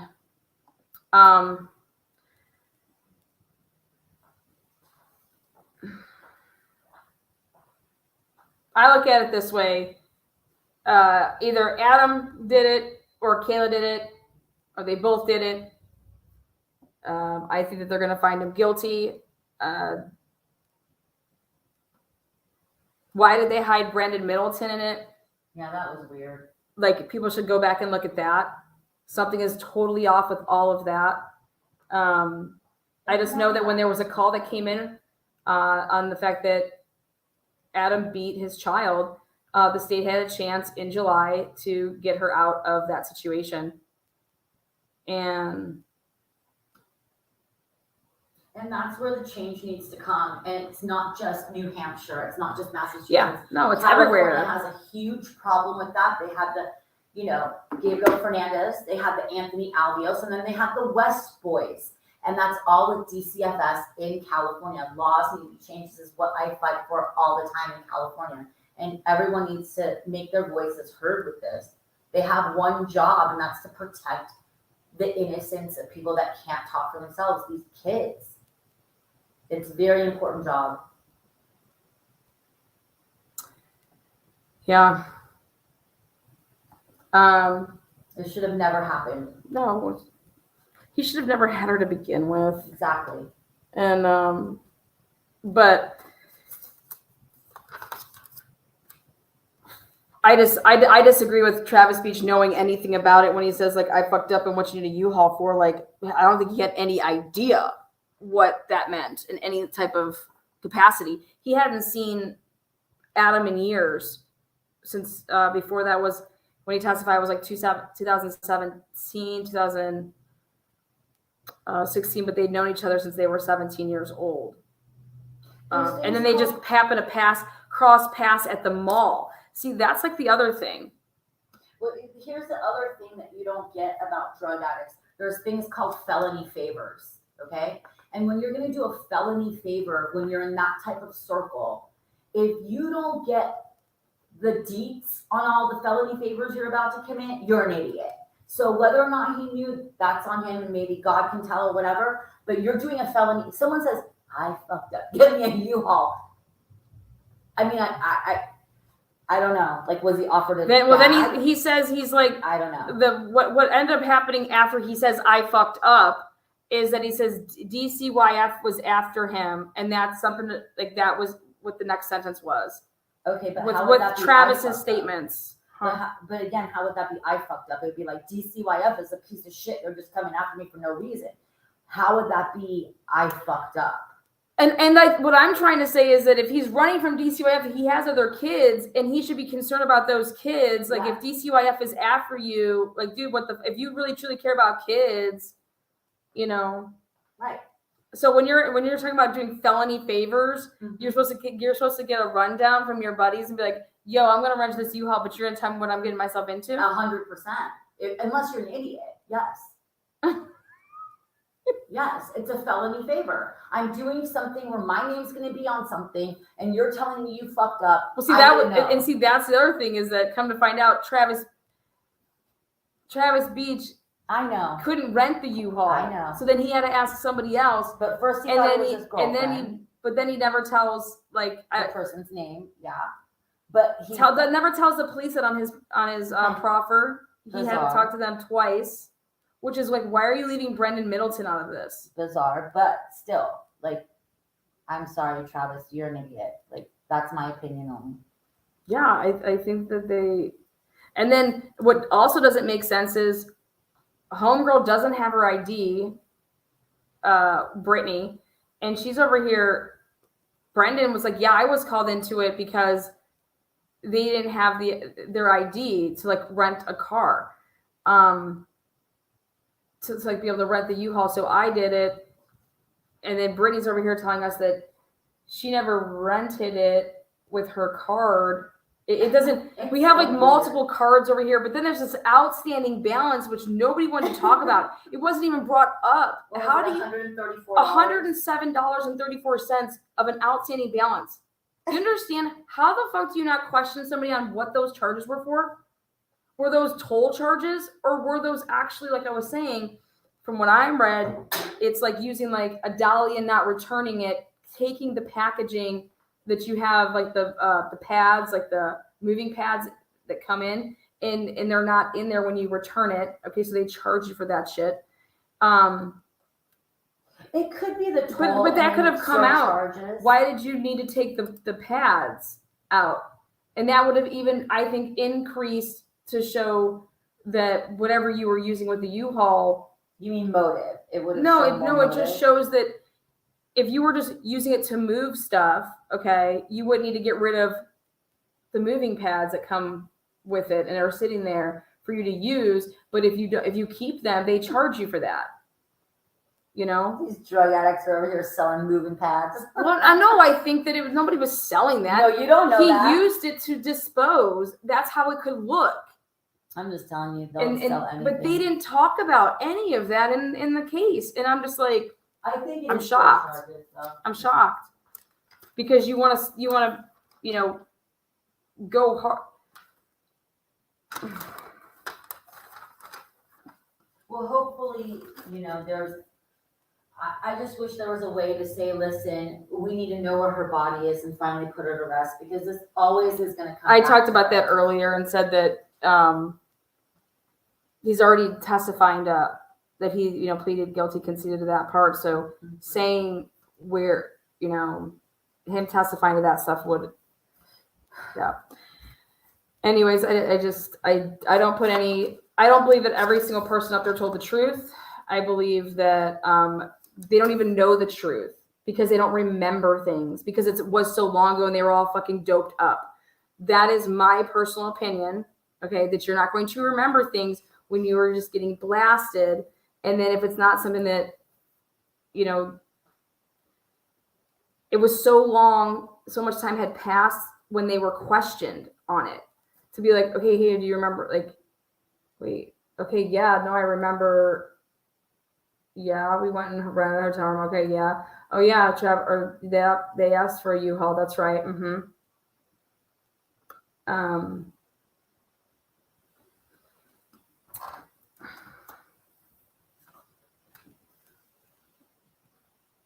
All I heard was testimony of Kayla saying Adam murdered his daughter.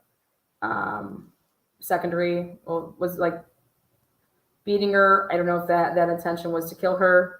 And then everything else was about concealing and the charges that he conceded to. I don't think there was much that the state could work with when you're dealing with a lot of people that are liars, drug users. Zero credibility. Mm-hmm. Yeah. Lie to a grand jury, get called out on it. Mm-hmm. And I thought that I thought that they completely stayed away from, because how it would look is if the state was going over there, like the police were going over there. I cannot believe that the defense did not call every single cop that went out to that house. Okay, and these cops that went in there, and they were the ones that said, hey, yeah, I was the one that checked in. They had the generator running. All the kids were fed. All the kids, they were all there. Nobody was, why wasn't that talked about? If you're trying to conceal. You mean by the defense? Like, why did the defense bring that up? Like, Yeah. Yes. They didn't put on a case there at the end. And that was, hey, again, that's our strategic move with it because they believe that the state didn't meet their burden. Right. Well, the less they say also, like, what are they? And all I'm just trying to say is there's also a reason the state didn't call certain people is because they didn't want them to get cross-examined. Yep. Okay, so then they also had to be strategic with, and I think that's why it was like a bizarre ending there where they just rested. Okay. You know, maybe they got when they said, hey, we're going to go ahead and just rest here because we believe that they're not going to, Meet their burden. they're going to try to go that route and not put on a defense. But I just think that it looked really bad when you got the police being over there every other day. And how is there no communication between when the police are saying, and so is Demetrius, they're writing in these police reports that they are 100% working together. Yeah, well, let's just keep the focus on DCYF in that state, and that's what Demetrius, his job, his single job that's was the to point. keep her safe, and he didn't. Well, And and that's the thing. And Demetrius, I would want you to ask how many times did the police contact you to say we were contacted again at this home? We had to go out there. When's the last time you visited? They said that these marks were happening, or this was happening, or this, you know, there should be all this paper trail. There should be all these reports. And I just don't think there are. Or if there are, and they're saying that everybody's fine, then I think that hurts Kayla's story.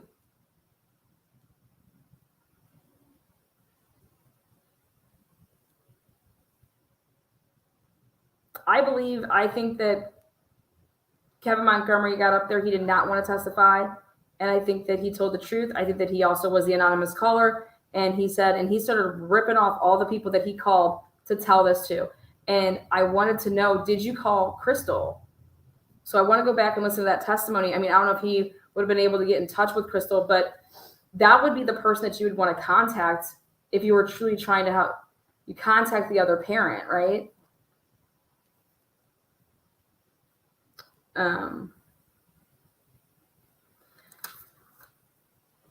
But if it's not Adam, I think this is what the jury's going to say to themselves. Okay, guys, how about this question? If it's not Adam, then who is it? It's not some stranger, right? You know, so it's between, you know, if Adam didn't harm her to the point that she was killed, then the only other person that could have done that would have been Kayla. There's no other person, right? And I think that that's where you would come back. That would be, to me, the deciding factor of like, okay, do I think that Kayla physically hurt her? And because he didn't testify, I'm going to say guilty because he didn't testify, but you're not supposed to do that, right? You're not supposed to do that. You know that? So that's where it's like, for me, did they meet their burden? No. And so, no, they didn't meet their burden. So I'm voting not guilty on that. But then everyone's going to come at me and be like, how could you say that? Blah, blah. Well, because I'm going by the law. I'm going by the law. Do I think that he's a piece of shit? Sure. Yes, absolutely. I think that everybody involved in this case sucks. Okay. And they have to live with that the rest of their lives, all of this. Everybody does. I mean, I thought the defense made a great point again to say, hey, the Garcia said, come live with us. And it was Adam saying, okay. And it was Kayla saying, no. Isn't that weird? I mean, I think that's weird. Well, nobody asked her more questions about that. Like, why did you say no? Yes, I thought that she should have been recalled.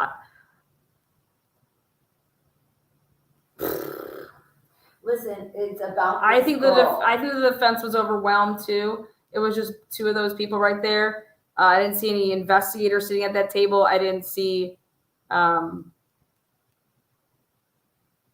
mean, they knew who was all going to be testifying and what they were pretty much going to be testifying to because they had all the recordings of everybody. Okay. Not only that, they put a motion in, say, if you call these people, here's what we're going to use to impeach them. And they're going to use their FYI. record. They're going to use their record. And then, but how that made it look like though, like when they're talking about those records, it makes it look like you're shaming this person. And no, I don't think that they're shaming this person. I didn't get that. But that's a lot. That's what a lot of people out here were saying. that I don't get that at all from that it. Rebecca Mays was, why are you, she's already saying that no, you guys, that matters. 14, 18 counts. But also there is a game. It is a game when you're doing this. There's strategic things that you do. And I think it's part also- of a strategy that you do. I think it's so hard to defend somebody like this too, Exactly. But I do believe when his defense attorney is talking, I think obviously she knows way more than we'll ever fucking know. And they say you're always just be honest with your lawyer. They can only defend you to the best of their ability when you tell them everything, and that is the truth. You leave stuff out, then no. So it's almost like she believes Adam when he says that he didn't kill his kid and he was covering for Kayla at that point, because it's like, Well, Bob Mott always says a good thing. He doesn't ask his clients whether they did it or not. He'll just tell them, this is what the state has against you. He doesn't ask. And I think Bob that's a Mott really came actually in here and just said that the jury's gonna go ahead and find him guilty, but do I believe that they met their burden for second degree murder? No. And I completely agree. And so it's going to be in that court or in that jury deliberation room right now. It's going to be a matter of if one or two people stick to their guns and say, like, listen, we can think that this guy's a piece of shit. Okay. But if we're going based off of X, Y, and Z, he's guilty of all of this stuff, but how do you vote guilty on this? And that's what's so messed up about, let's say we believe everything Kayla says, okay? Let's say we actually believe, I don't, just for the record, believe everything she says, that she's a battered woman, that he did all these threats to get her to not say certain things. When you act the way you do when you're Kayla, you put yourself in a position that the justice for this little girl will be so hard to find, because if everyone actually goes by the law in a courtroom, you also, the reasonable doubt is there, because you could have also done it. You should have spoken up. You should have gotten your kids away from him as well. Everyone can say whatever they want about battered woman syndrome and all of that. I'm just saying, whose life is important in this point? It's these kids. You as an adult decided to do drugs. You as an adult decide to date somebody and have children with somebody who is like this. But those kids never decided they wanted to be put on this earth and have parents like you two. Never decided that. I mean, who has sex with somebody when the harmony's above them in the ceiling? That is unfucking believable. How you can be fucking in a shelter and then conceive a child with a man that just killed That you saw.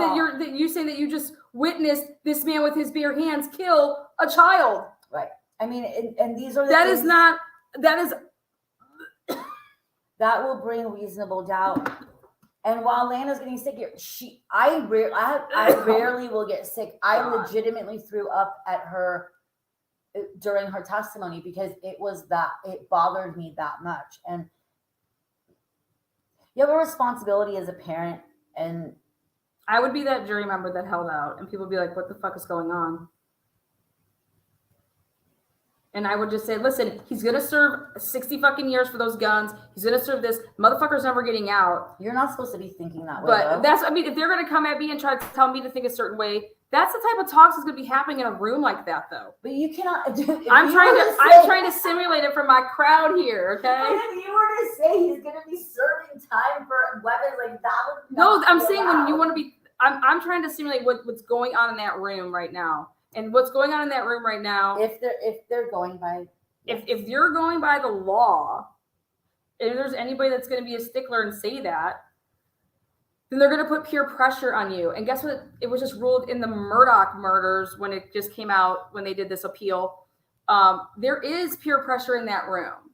That is not reason for a mistrial. That is not reason for us to toss out and have a new fucking trial. Okay? So, yeah. I think everybody should be blindfolded when they have to deliberate. I'm sorry, you I'm guys. You have to just put a kidding. blindfold on y'all. Everybody's gonna blindfold themselves in this room. Do you have some kind of phobia about being blindfolded? Vaudier, like no. I mean, you guys, we just really have to keep in mind the life that was lost here, and not just the murder of Harmony, but what she went through as a little girl. Listen, this is how I look at it. All of the adults around you see you broken and do nothing. They see you with black eyes. Nobody is doing anything. How does that feel to somebody that young? And who's your advocate? And where? It break, and I'm sure it breaks everyone's heart. It's beyond comprehension. It's disgusting. And I think that I would be saying in the jury room right now, why would Adam leave if he has to keep a leash on Kayla and the kids about this? Where would he leave? What do you mean? He left and went to Maine and was with with his girlfriend, with the new girl. Yeah. Because he got it like So, that. but what I'm trying to say is, so he didn't have a care in the world that Kayla's going to go to the police and say, hey, you know what? Yeah. You get what I'm trying to say? Like with that, like he didn't have a care in the world. He's going to go openly fuck some other person. He's technically still married and he has another girl. And there wasn't a care in the world that what I could potentially do here could piss her off to the point that she's going to go call the police and say, hey. It hasn't. Look at the proofs in the pudding. But she literally was. But there's a reason that she didn't go do that. I want another day with this dude. Like, you know what Elaine number 2 said? Like, I want another date. I just want to hold him and like have basically If you're so last paranoid time. and all that stuff, like I just.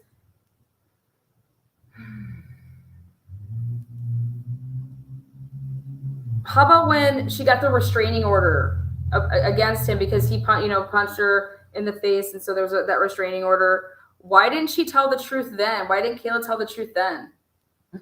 It still wasn't enough to Exactly. What the fuck, dude? But look, you have to also think of it in this way. That's the But daddy of we're her gonna leave it kids. at that. And as soon as they make the announcement that the jury is coming back, we will be live with it. Love you guys so much. The proof is in the pudding. We'll find out. I think this case is completely and 100% horrible, horrendous, and I'm so glad Harmony's in a better place because being with them people is fucking, her siblings I feel for. It's just fucking awful. And I hope that judge that awarded, I hope he's I hope he's watching every second of this. Finish that thought. Say it. Say the whole thing because it's worth noting. What's that? The judge that what? The judge that gave Adam Montgomery custody without needing to do the due diligence of having a home visit, a home interview, interviewing anybody that would have been in that house, doing all the right paperwork because he deemed it that was violating Adam Montgomery's privacy rights. Or what? Privacy rights, yeah. He may have not been fit back in 2014, but that doesn't mean he's not fit now in 2019. Well, you don't fucking know unless you do all that shit. Fuck you. And I found out who the judge is, and I'm going to write him because I think you are shit. I think a lot That's of all. people need to write them, and I think maybe people are writing, but yeah, it's important. All right, guys, take